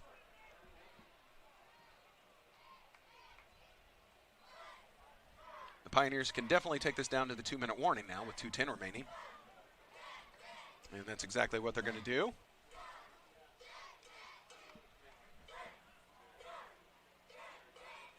Well, our clock delays sometimes. It went from 2:04 to 2:02. But it was a very long 2:04. All right, there we go. 2-minute warning. Both sides retreating to their sideline to grab their last chance for some hydration to finish off these last 2 minutes. Again, want to thank you all very much. Ooh, for tuning in. What are we doing? What are you talking about? Look at this. Listen to this guy, my boss. Jeez, I swear. Coming over here, tell me how to call a game. No, I'm kidding. He didn't do any of that.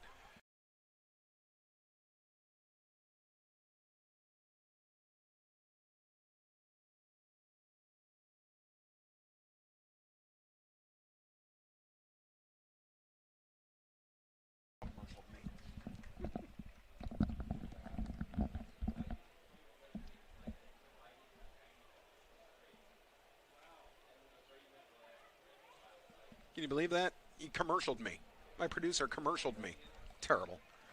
All right, so like I was saying, let's assume that was the last time Graceland has the ball. Ross finishes 19 for 38, 2 picks, 227 yards, and 2 touchdowns, longest being a 53-yarder. McGlory on the ground, 21 attempts, 118 yards, no touchdowns. And then Monroe, who we talked about, 12 receptions, 149 yards, and a touchdown. His longest still being that 53-yarder early in the game. So great offensive output for Graceland. That, again, I said at the top of the program, the three-headed monster. It was Ross, McGlory, and Monroe. They had a great game. Pioneers, though, looking to close it out. Oh, Finley just gets ripped to the turf. What a tackle. They had a run blitz, and this was Kevin Orange Jr., who just came charging through and took Finley down in the backfield, so that's a loss.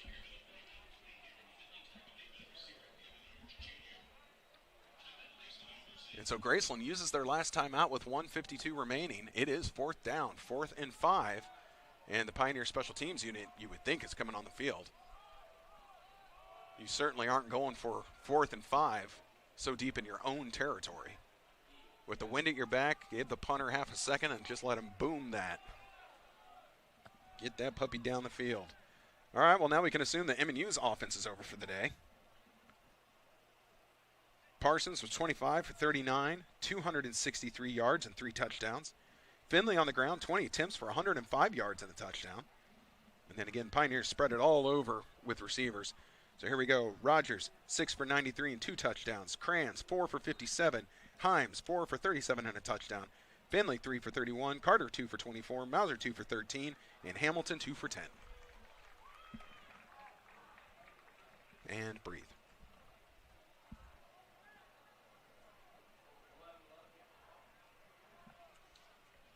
All right, so the Pioneers definitely have their punt unit on the field.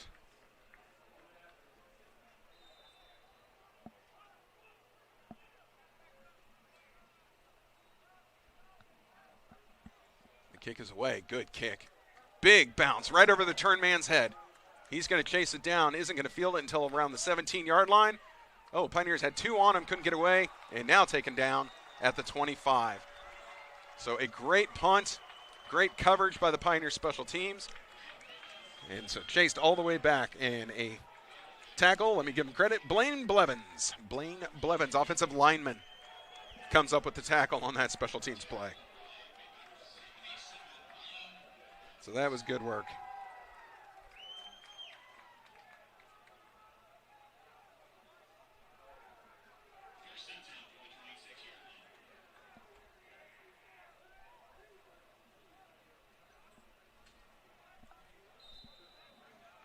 So all is not lost yet for Graceland.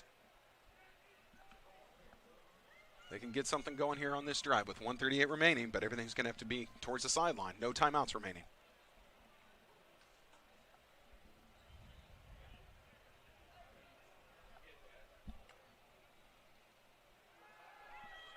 There's a pass over the middle and tipped away by the Pioneer defense. Right off the fingertips of Carson, Elias Carson. So just so you know there, Pioneers fans, Pioneers are next on the road September 28th at St. Ambrose University. Oh, wait a minute. Yeah, no, this is football. And then at William Woods University on October 5th. So 2 weeks in a row on the road, back here against Missouri Valley on October 19th.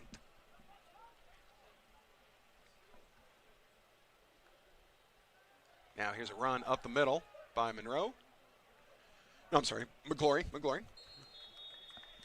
Not quite able to get to the first down marker, but I'd say with that handoff to the inside, Graceland is just going to be content with getting this to all zeros and hopefully everyone escaping injury-free. But we'll see. They might try and dial something up here. And another run right up the middle. McGlory down, has enough for the first down at the 40-yard line. So again, our next home game, October 19th, 2 p.m. here at the Olathe District Activity Center. And if you can't be here in person, that means you are forced to listen to me. So you should better be here in person. October 19th, you think it's going to be a beautiful day. I'm hoping. There's a dive forward for McGlory. Again, right now, just trying to get this game to the end. Definitely for all you Graceland fans, go check out your school schedule. Find out. I don't have it in front of me, sorry. But Pioneers on the road for the next 2 weeks. So tune in and listen to other broadcasters call your game. Pass over the middle to the tight end. Completed. Maybe not the tight end. Ooh, fighting forward. Somebody blow the whistle. This play's dead. Thank you. Just a lot of wrestling back and forth. Nothing happened. That was completed to Rivers Rodriguez. Isaiah Rivers Rodriguez. And that could be the end. Nope. Going for the hurry up. Trying to get one here at the end. Deep downfield and incomplete. It's over the outstretched arms of the receiver, but flags down near the line of scrimmage. See what happens here. This stops the clock with 20 seconds remaining.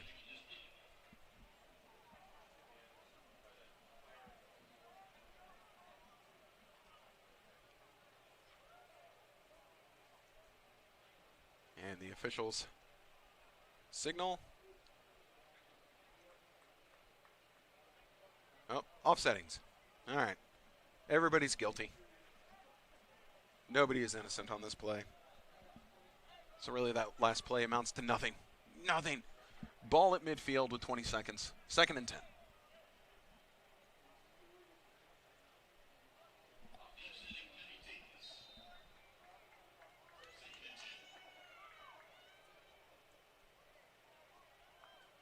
Ross with it. Boy, hands it off up the middle, and he was not pleased. This is a good run. Remains on his feet, now taken down. New running back into the game. This was Rio Williams, and I believe that's going to do it. Indeed it is. Ross was not pleased on that last handoff call. Body language indicated that, but again, frustration is what it is. I understand completely, and that's going to do it. Your final score from the Olathe District Activity Center, your MNU Pioneers 38. The visiting Yellow Jackets of Graceland University 24. So the Pioneers improve to 3-0 on the season as they go on the road, and Graceland now drops to 2-2 as they will, I'm sure, take action next week. So I want to thank everyone for tuning in. I appreciate all the love in the chat room for the poor little broadcaster. Yes, I agree. I definitely could use a co-host sometime, but unfortunately you're stuck listening to me. Sorry. Anyway, MNU fans will be back here at the Olathe District Activity Center in 2 weeks. So until then, everyone have a great couple weeks. Go Pioneers. We'll see you then.